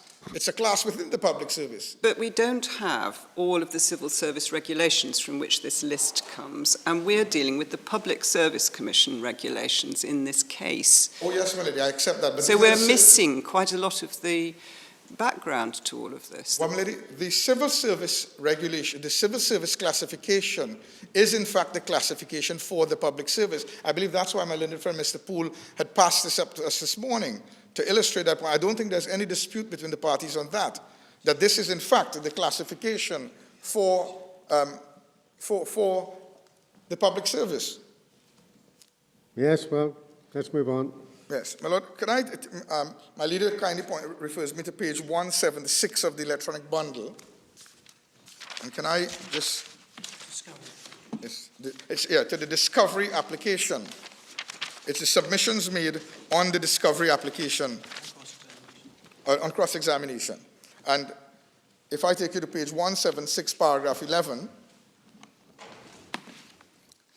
you'll see the defendant's case is that the officers who placed lower than the claimant on the merit list were appointed before him because they had been acting for longer periods as Road Officer 1. It's at 176, paragraph 11. Yes.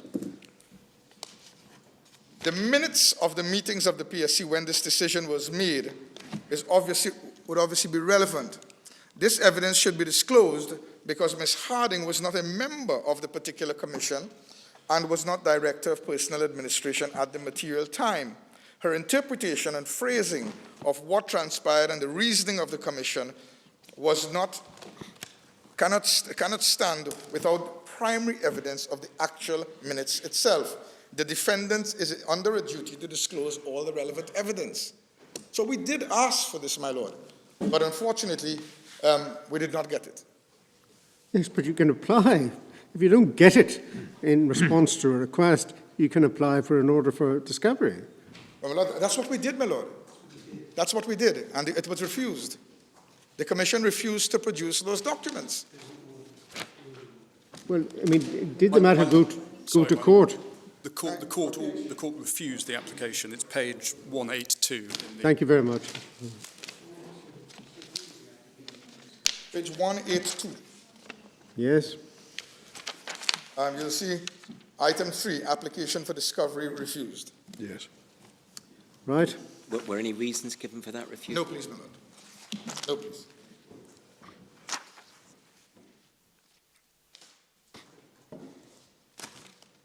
Yes. I'm obliged, my lord. Sorry I took so long to get. No, it's all right. My lords, can I, with respect to the query raised about whether the merit list is valid for 2 years or beyond, can I just take you briefly through the evidence to establish that, to make good the proposition that the merit list is valid until it's exhausted or until such time as they hold fresh examinations and interviews, because that's the practice. And I suppose the starting point would be at page 51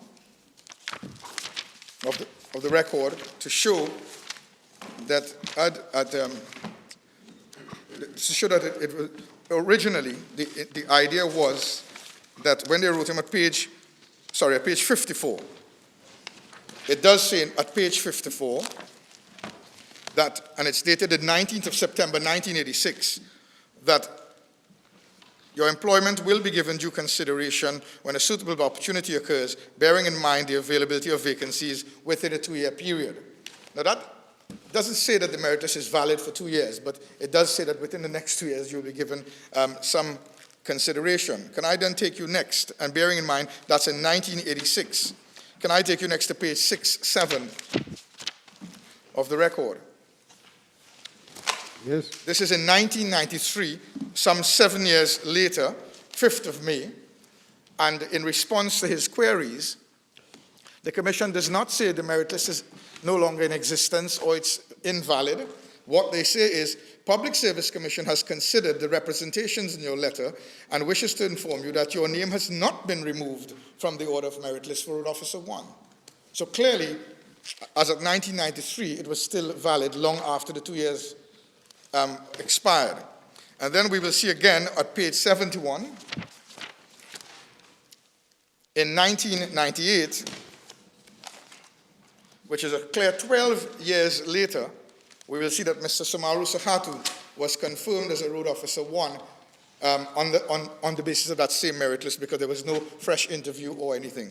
So the point is, it's... Page 71. Page 71, my lord, yes.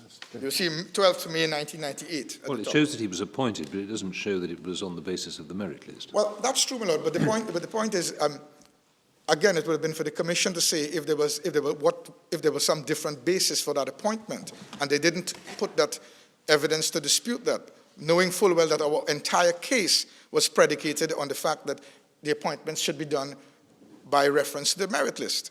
But this was Road Officer 2 appointment, 1998. 1 second, my lord. Yes, I see, beg your pardon. on the timeline that we were given by Mr. Clayton. Beg your pardon, yes. I point taken, my lord. Can I then, therefore, take you to page 115?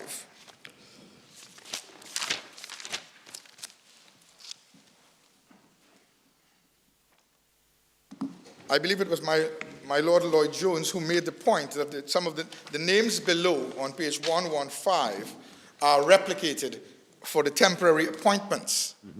My Lord, what I'd like you to note, however, is that if you take the names and you put the number that they are ranked on the merit list above, what you will see, for example, is Mr. Raymond C. Paul, who is at the top of the merit list. He's number 5 on the temporary appointment list. Mr.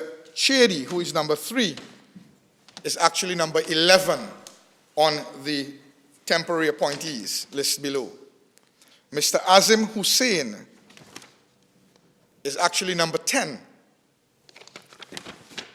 Mr. Hadid Mohammed. Well, I mean, Anyway, I don't get want to go the through all, but message. the short point is, I did it during the break, and the short point is, my Lord, it is clear that the temporary appointments, insofar as it is done in an arbitrary manner like that, one can well understand why it cannot override the merit list.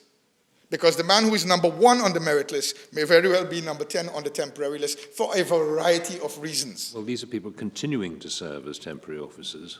Yes, my It Lord. may be based on the length of service or when they were first appointed. Well, again, my Lord, you see, or it could be, my Lord, or it could be, as it has happened in this case, sometimes a vacancy arises and it's for 3 months, as the first one arose in this case. And then you may contact a person and a man may say, well, look, I'm in the middle of doing a course, I'm in the middle of a job, I don't want to be dislocated for just a 3-month appointment. But when the 3 months came to an end, they then keep extending as happens in the public service. So what was originally represented and offered as a temporary 3-month appointment, it gets periodically extended. But the short point I'm making is that if one does the maths, it just does not lend itself to the argument that the temporary appointment can override one's position on the merit list. This document, page 116, Yes, seems please, to Lord. draw a distinction between a temporary appointment and an acting appointment. Correct. But is there such a difference? Yes, my Lord, because a temporary appointment, the fundamental difference is, firstly, that a temporary appointment gives the officer no claim to promotion. It does not enhance his claim for promotion. That's the first fundamental characteristic of a temporary appointment. It gives him no enhanced benefit or claim for promotion because that remains governed by the merit list. It cannot override it. That's the fundamental difference. Yes. It is only if you have an acting appointment that is specifically made as a prelude to a substantive appointment that you have that right. The regulations do provide you can have an acting appointment as a prelude to a substantive appointment. If your letter says that, you have that right. But other than that, pure acting temporary appointments, the answer is no. And that's the fundamental major difference. And that is why, my lords, although I think, can I take you to page 82 to make good that point, because I think we glossed over it. At page, sorry, it's, I'm looking at, I'm looking for the judgment of the High Court. Tom, the judgment of the High Court. Yes, I'm at page 231.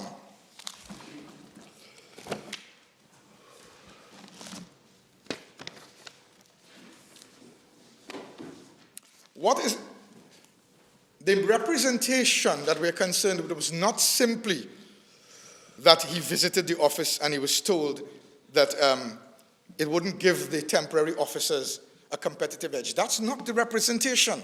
We're missing 50% of the representation and the finding made by the High Court. If I take you to paragraph 5 of the judgment on page 231, this is what the judge found after cross-examination. I have found, as a matter of fact, that the claimant was informed by Miss Ellis on more than one occasion that temporary appointments would not give an officer any competitive edge, and that appointments are based solely on the order of merit list. That's the point. What was represented to him is that he would get if he didn't take up this temporary appointment, it would not prejudice him. It's of no moment and no consequence because she gave him the assurance that promotions are made on the basis of the order, solely is the word, on the basis of the order of merit list. Solely. That excludes a consideration of the temporary acting appointment. But you're going beyond the representation. You're saying that that statement is actually an accurate statement of the policy Absolutely. of the PSC, Yes. and that everyone knew that. That's right, and this particular judge would know that because her career is from the public service. But the point is, and she also did JIPOL and many other public service matters, but the short point is that statement and the position is consistent with what obtains and what is known to obtain.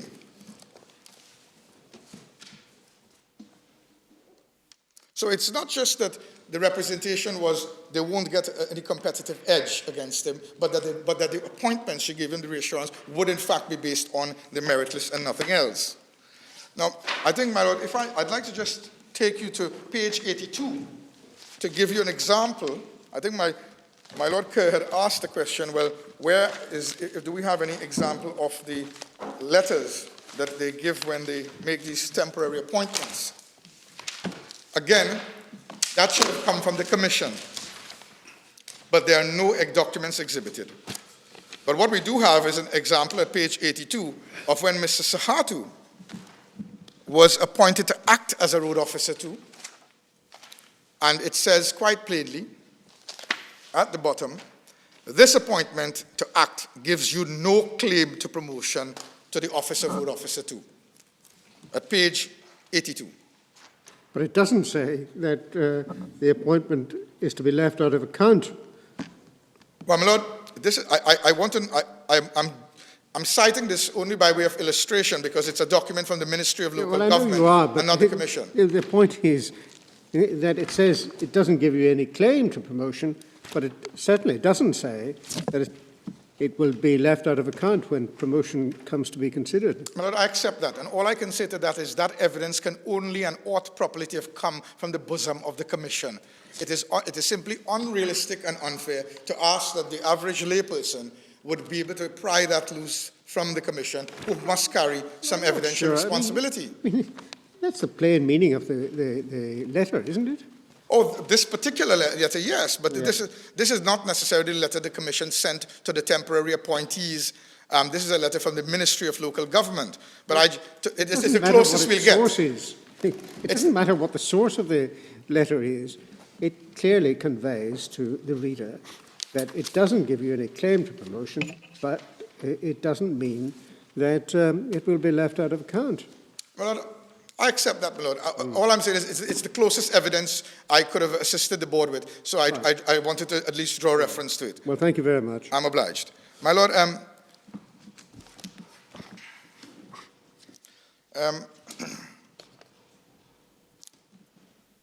can I then also make good the point that with respect to the discussion earlier about the role of the representation, my leader, Mr. Clayton, Queen's Counsel, indicated that the legitimate expectation point is one that obviously we're more familiar with the point in traditional judicial review learning. In Trinidad, in the Ordine Mutu case, which was cited to you, we have taken a more expansive and liberal approach to the question of the right to equal treatment. You would have seen this from the judgments emanating from the Caribbean Court of Justice in recent times. And in Mutu, in Ordine Mutu, the Court of Appeal found there was no comparator. And if you can't have a comparator on traditional classical principles of discrimination law, you can't clear the first hurdle. So the case should have come to an end there. What the Court of Appeal said is, given our unique cultural conditions in Trinidad, the heartbeat of the right to equality of treatment is the right to be treated fairly. That's the heartbeat. It is rooted in the concept of fairness. Do you want us to take us to the relevant passages of which you found? My learned leader, Mr. Clayton, did, but I'm happy to show you. I mean, we saw 83 and 84, equality the other dimension. Is there anything else that you want to cite to develop this point? I'm just trying to find the judgments. Sorry, my lord.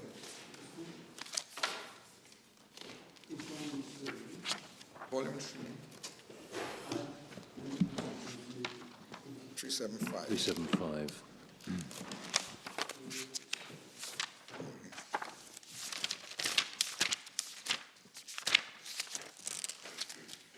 Yeah.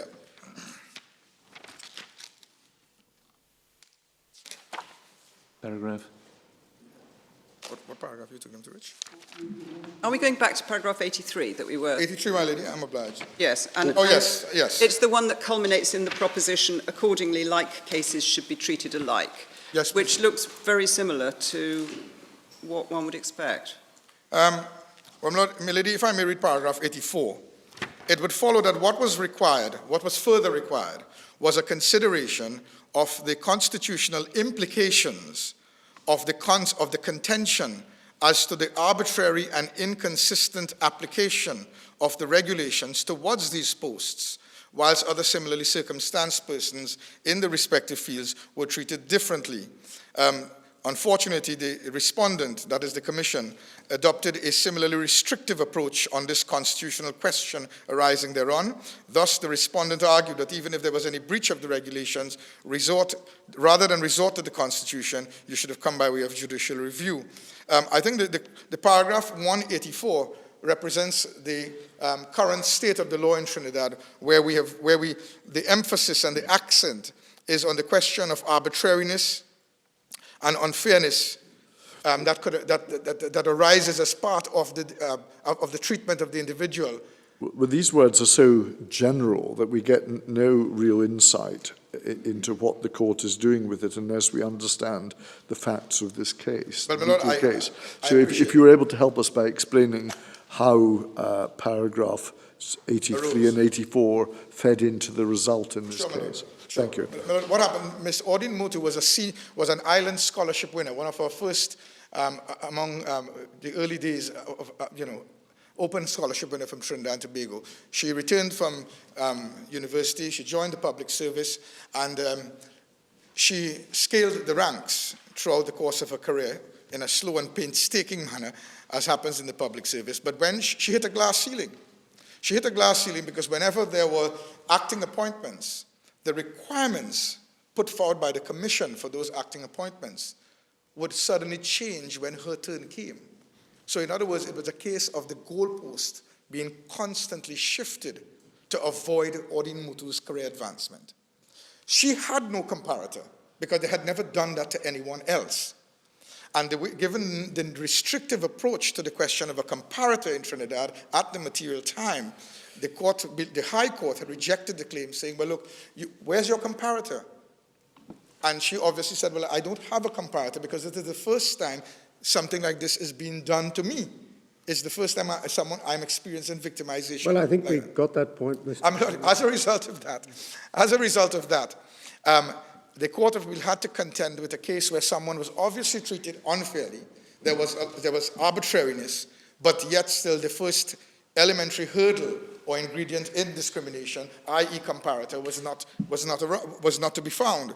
And that's why they adopted a much wider approach. And, my Lord, in other cases, that wider approach has its roots and genesis in the concept of unfairness and in the concept of arbitrariness.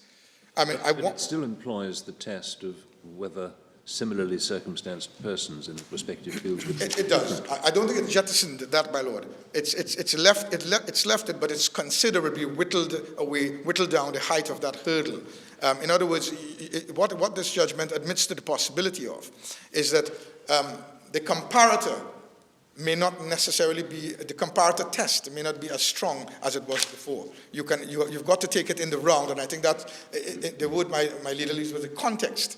You've got to look at the totality of the evidence. So a moment ago you said that this case demonstrated there was no need for a comparator. Oh, yeah, well, my Lord, yes. It's not quite that. It's a weakening of the requirement. Is that right? Can I show you the first line in paragraph 83, my Lord, which is why I said that. Which page is that, please? Page 412. Yes. This is the finding of fact. Notwithstanding the failure of the appellant to establish that the persons relied on were valid comparators, her case had another dimension to it. So that's why I made the proposition, my lord. There were no valid comparators. Thank you.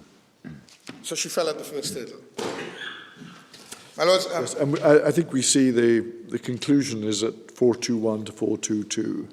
That's where they explain that there was a cumulative effect of the treatment meted out to her, extending across a whole spectrum of acting appointments. indeed, my lord.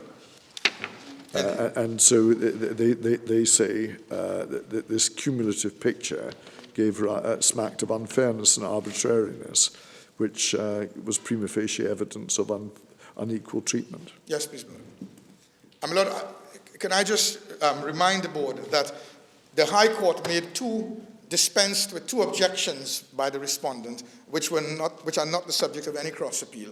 And those two objections are A, that there was a delay, and the judge quite rightly rejected that because Mr. Sahatoo was only aware of the unequal treatment when the merit list was eventually disclosed to him, and a mere 2 years later he filed constitutional proceedings after extensive pre-action correspondence. So the judge rejected that.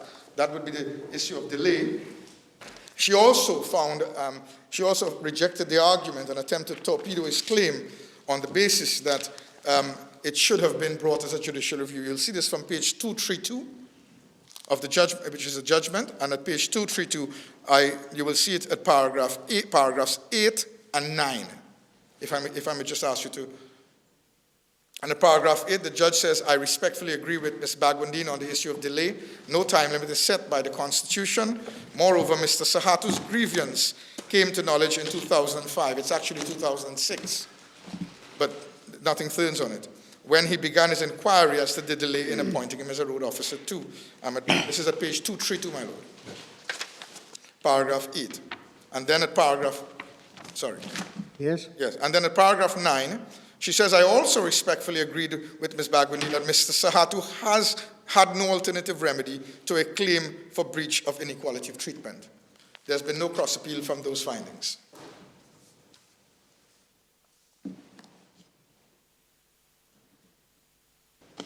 Yes. My lords, can I just correct one misconception that has been peddled by the respondent in the lower courts and perhaps repeated here, and that is the extent to which the appellant could be blamed for refusing an offer of temporary appointment.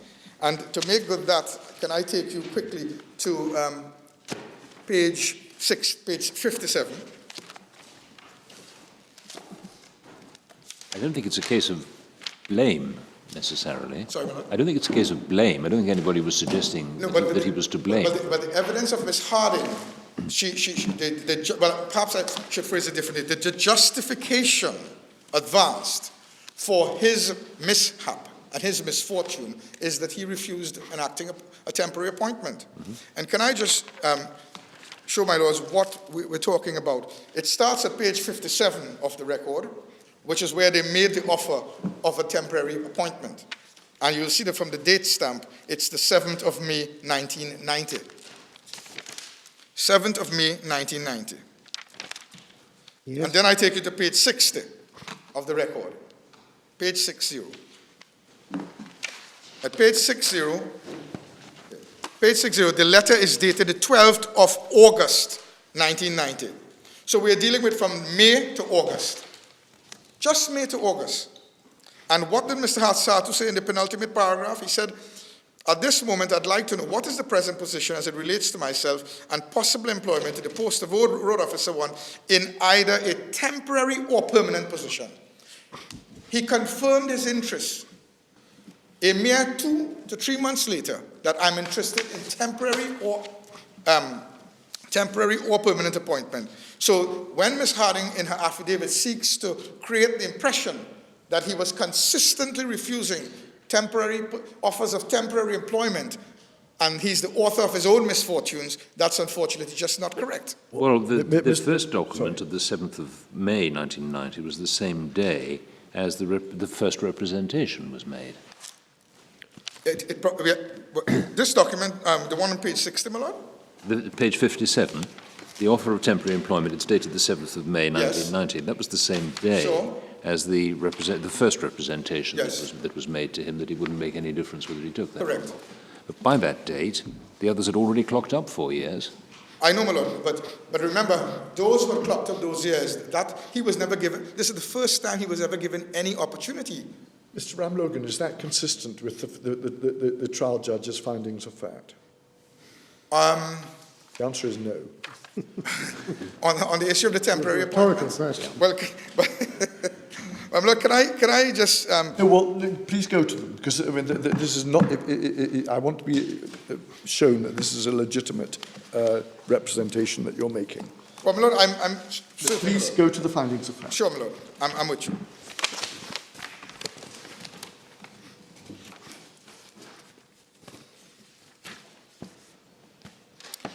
I take it my lord is looking at page 231, paragraph 4.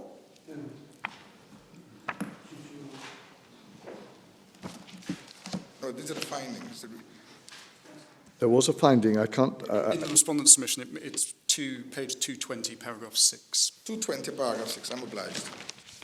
It is common ground that on numerous occasions the Service Commission Department inquired as to the claimant's interest in a temporary appointment. It was the claimant's general response that he preferred to wait for an appointment of longer duration.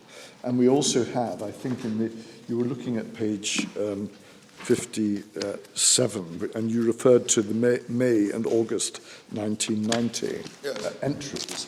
But on the previous page, there was a letter from 1987. Page.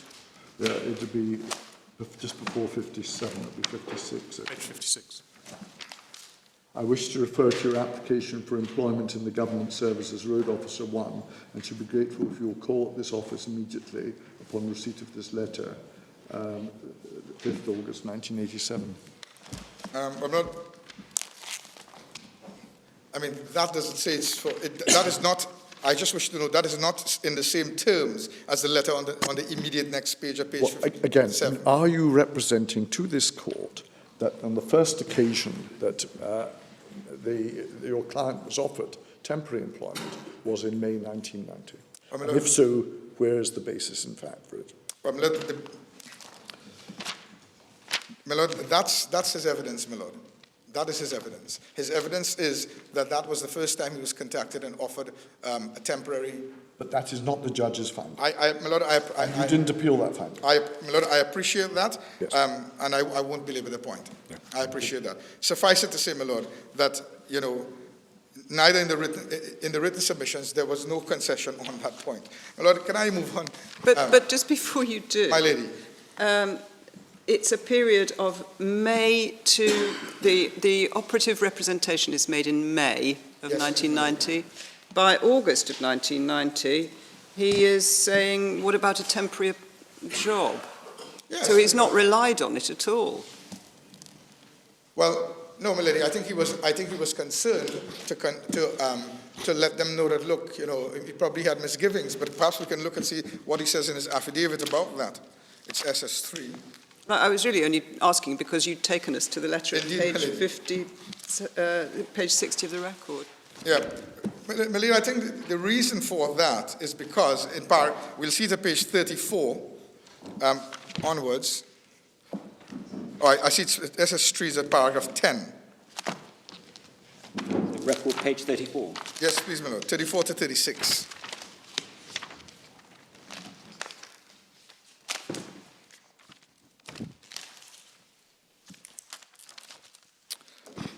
We'll see at page, at paragraph 10 of his affidavit at page 36.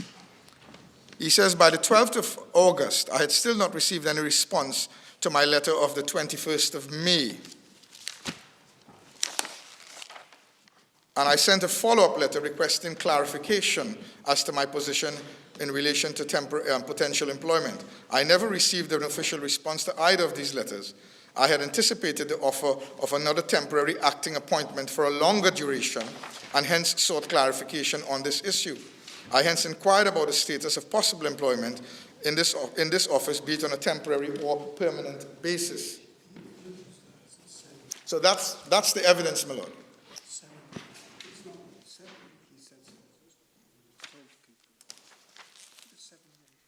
7 and 8.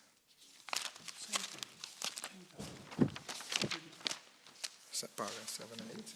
Yeah. And my lord, Mr. Clayton directs my attention to paragraphs 7 and 8, which deals with the previous letters and the representation in paragraph 8, where Ms. Ellis indicated that it would not give them any special claim to promotion. You've got to remember. But he also says in the first sentence of paragraph 8 that on the 7th of May, the PSC inquired whether I was still interested in that temporary employment. I beg your pardon, my lord, sorry? The first sentence of paragraph 8. Yes.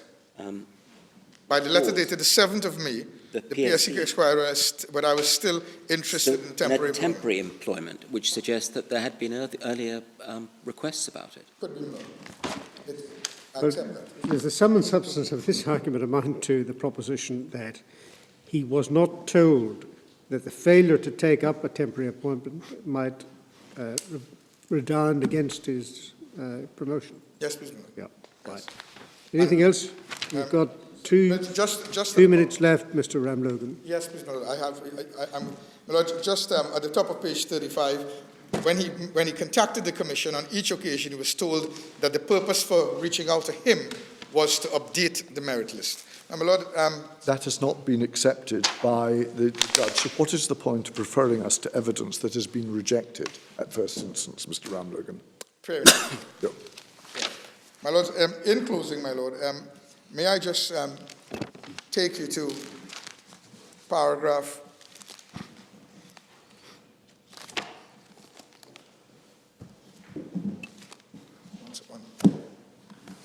paragraph 143, page 143, beg your pardon.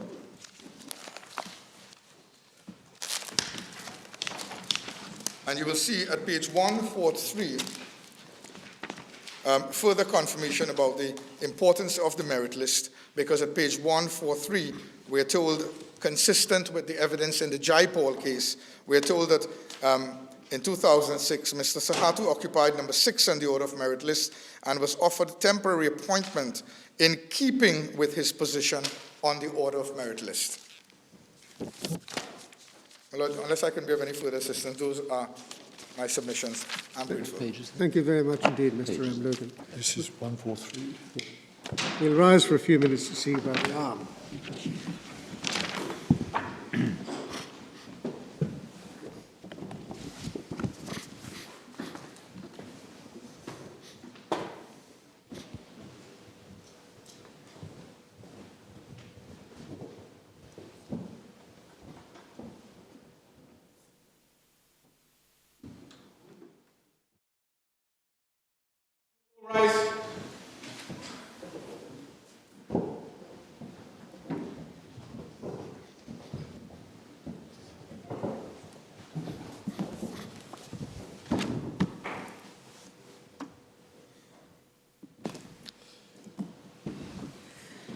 Now, Mr. Poole, we'd like to hear you principally on the question of the policy that the PSC applied.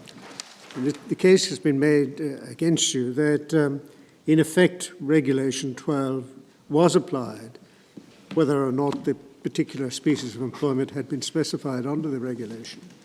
That's the principal matter on which we'd like to hear your submission.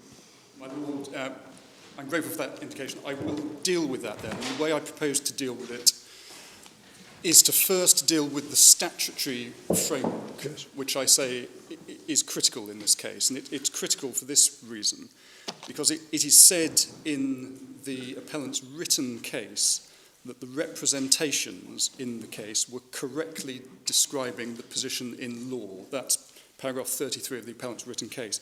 Now, in my submission, I say that is not correct.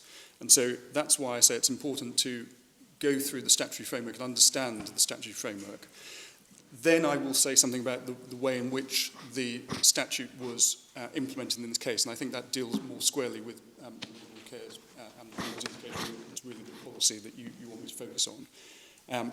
And perhaps at that stage, I may sit down if your Lord, my lady, doesn't want to hear me on what I'm saying is categorising as the legitimate expectation ground. And for what it's worth, the reason I say it's legitimate expectation is that is the way it's put squarely in the appellant's case at paragraph 4. Well, it doesn't seem to subsection feature 2. to any great extent in the oral submissions. No, my lord, and you will see what I say in my written case. So perhaps Yes. I'll see where we get to after I've dealt with the statutory framework and the policy. The starting point is the uncontentious proposition that road officers are public officers within the civil service. Their appointment and promotion, and I stress those two different concepts, are the responsibility of the Public Service Commission. Again, an uncontroversial proposition. Road officers fall within the technical class of public officers. And that we see from a statute we haven't been taken to yet. It's the Civil Service Act itself, which the board has behind the Civil Service Regulations, tab 25, which starts at page 945.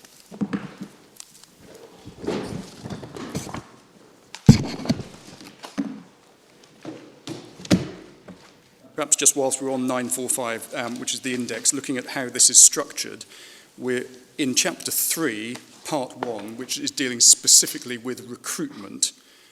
And there we see at 11, technical class, and I'll come back to say something about Regulation 5, which deals with clerical class in a moment. If we turn to Regulation 4 at page 954, we see there the civil service shall comprise the following classes: administrative class, professional scientific, little c, technical class, which is obviously what we're dealing with, comprising the public offices specified in part 3 of the schedule, and the board has been handed up in hard copy this morning, that schedule. And then little d, clerical class, and I think in the hand-up you also have part 4 of the schedule, and then little e and little f we're not concerned with. And turning through the pages a few more to page 958, you then see at Regulation 11, dealing with the technical class, entry into the technical class shall be open to candidates who have, first, little a, obtained a recognised technical qualification, B, completed an approved course of training, or successfully passed an examination designed to test their practical experience and ability. Now, the Public Services Commission, as we know, is empowered to publish the regulations which we have spent some time this morning looking at. We're concerned with Chapter 3 of those regulations, and I hope it's not going to inconvenience the board, because the regulations are two places within the electronic bundle, and I've been marking up a hard copy of those regulations that starts at page 973. But if it's more convenient to go to the later reference, I'm happy to do so. No, let's stay with your... I'm grateful, my lord. So at 953, again, you see, just looking at the index, the way they are... 973. Sorry, 973. Yes. You see the way that the regulations are structured, and as I said, we're dealing with Chapter 3, and I make the point there, just the title of Chapter 3 is dealing with appointments, promotions, and transfers. Yes. Regulation 12 is at 985, and as we discussed this morning, this is limited to selection for appointment to public offices in the clerical or secretarial classes, as prescribed by these regulations and as defined then by Schedule 3 of the Civil Service Regulations. Technical officers have not been specified as falling within Regulation 12. And just 3 points whilst we're on Regulation 12, before I go to those provisions dealing with promotion and the difference between temporary and acting appointments, which I say is important, but just on Regulation 12, 3 points. First, I do say that although Regulation 12 is referred to in the claim form in this case, and you were taken to the relevant passage, this case, certainly as presented below, both at first instance and in the Court of Appeal, was not a case about Regulation 12. And what I mean by that is it was not said that Regulation 12 binds the hands of the Commission. It was a case about policy that was based upon the representations that were made by Miss Ellis and whether or not those representations accurately described the policy of the Public Services Commission. And I won't take, Your Lordship, my lady, to the references, but I'll just give you that. I say that is made good when you look at the submissions, the written submissions that were made at first instance, particularly page 194, paragraph 18, and the submissions made to the Court of Appeal at page 255, paragraph 9. And I think the board has the point that there was, in fact, a concession that is now resolved from before the board, the concession being, in fact, that Regulation 12 did not bind the hands of the Commission and could be departed from, provided it was departed from on rational grounds. And that's obviously contrary to the position now adopted, which is appointments must be made in accordance with the position of a candidate's name on the order of merit list. Your position is that technical classes were not further specified classes within Regulation 12. Yes, and that is in fact, and this is the second point I have on Regulation 12, that is common ground. And the reason I say that's common ground is paragraph 21 of the appellant's case, which is at page 325, says this: Road Officer 1 is an office in the technical class, not the clerical or secretarial classes. See Regulation 4C of the Civil Service Regulations. Well, I think you're technically right that the case has not been made that road officers have been specified. But as I understand the argument for the appellant, it's submitted that, in effect, the practice was to apply the criteria that are stipulated in Regulation 12. By the way, that's certainly the case that's been presented in oral submissions this morning.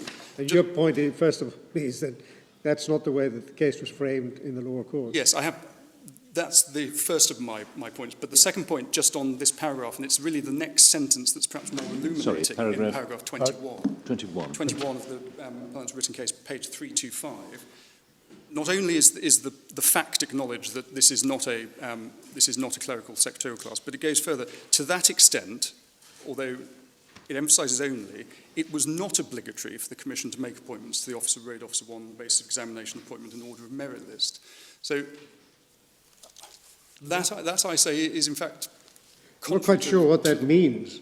To that extent only. My lord and my lady, I don't make a big fuss But you about have that. to read the concession there with the first few lines of paragraph 22, where it says it was, however, within the Commission's power to specify that they must sit the examinations and draw up a merit list on the basis of the results. And this is what the Commission did. So what I understand the appellant to be doing is asserting that there was a specification under Regulation 12. My lord, you may be correct in one interpretation of their case. The way I had interpreted it, and it may get to the same point, is that whether or not there had been a specification, the fact that the Commission had gone down the route of appointing by reference to getting candidates to sit an exam and then attend an interview brought them within Regulation 12. And therefore it is unlawful or irrational for the Commission not to. But that I think is the same point. That it is a de facto specification. Well, just wonder about that. I mean, the way that I understood the appellant's argument was that ALU road officers had never been specified under Regulation 12 because of the unvarying practice of the Commission to adopt the procedure that was specified in Regulation 12 in relation to road officers, among others who had not been specified. Then in effect you were bound to follow Regulation 12 rather than it being a de facto specification.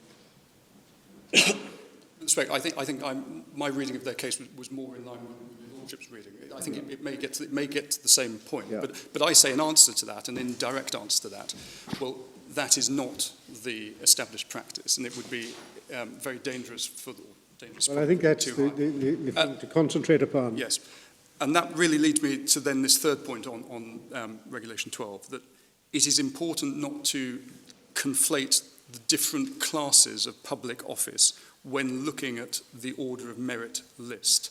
And what I mean by that is that the purpose of the order of merit list differs depending on the nature of the job in question. Now, its primary purpose, and again, hopefully an uncontroversial submission, is to record and rank candidates based on performance in an examination and an interview for a particular role. Now, again, I need not sort of step outside the appellant's own printed case to make this next point, which is paragraph 20, page 324 of their case.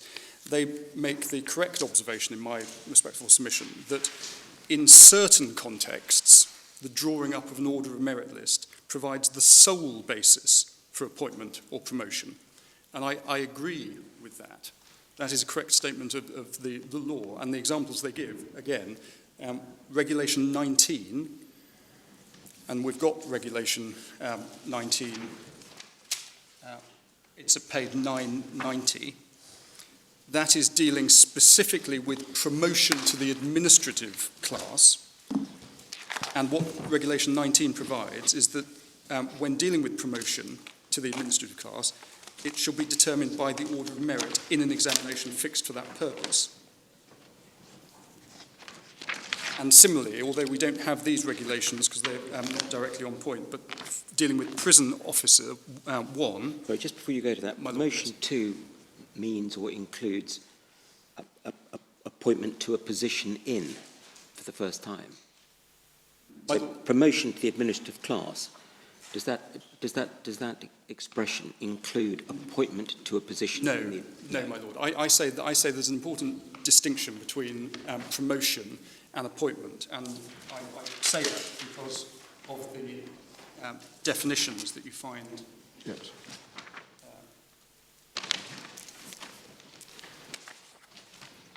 Within the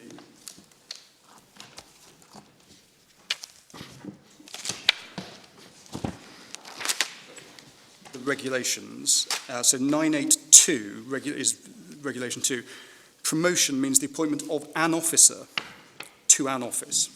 So just pausing there, obviously envisaging an existing appointment within the civil service being promoted.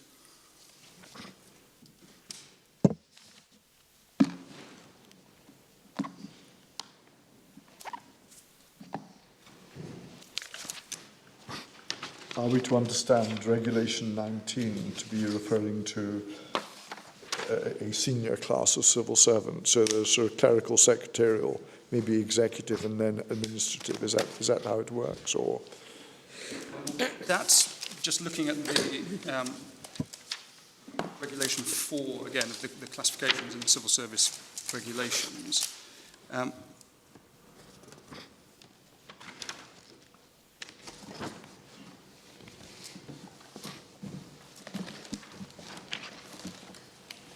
Actually, I can't assist Your Lordship on the nature of the position within the administrative. that will be clarified later. Thank you.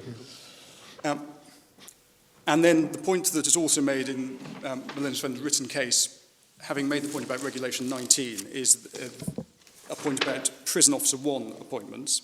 Again, there the regulations specifically requiring candidates to be placed in order of merit.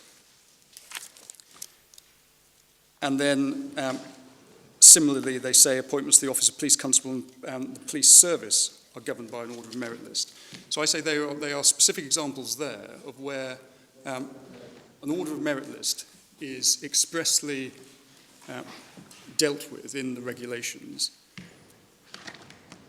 There is no such limitation in my submission when one looks at whether or not these appointments fall within Regulation 12 or not. There is no such express reference to an order of merit list in Regulation 12.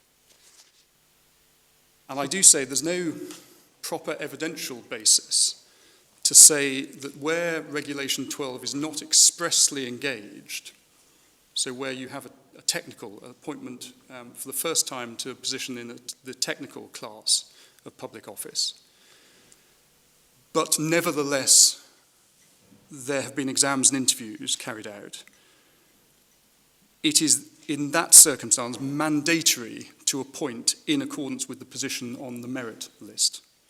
I say there's no basis to make such a finding. And in fact, the evidence given by Ms. Harding in this case was that the merit list was not always the basis on which the Commission promotes. And emphasise that because a point I make in a moment is that we do need to be careful to distinguish between appointments and promotion. And unfortunately, there was some confusion below, even when one looks at the representations and the agreed facts and findings of the judge. Well, I think sorry, some moments will pass before you make that point because it's time to break for lunch. We'll sit again at 2 o'clock.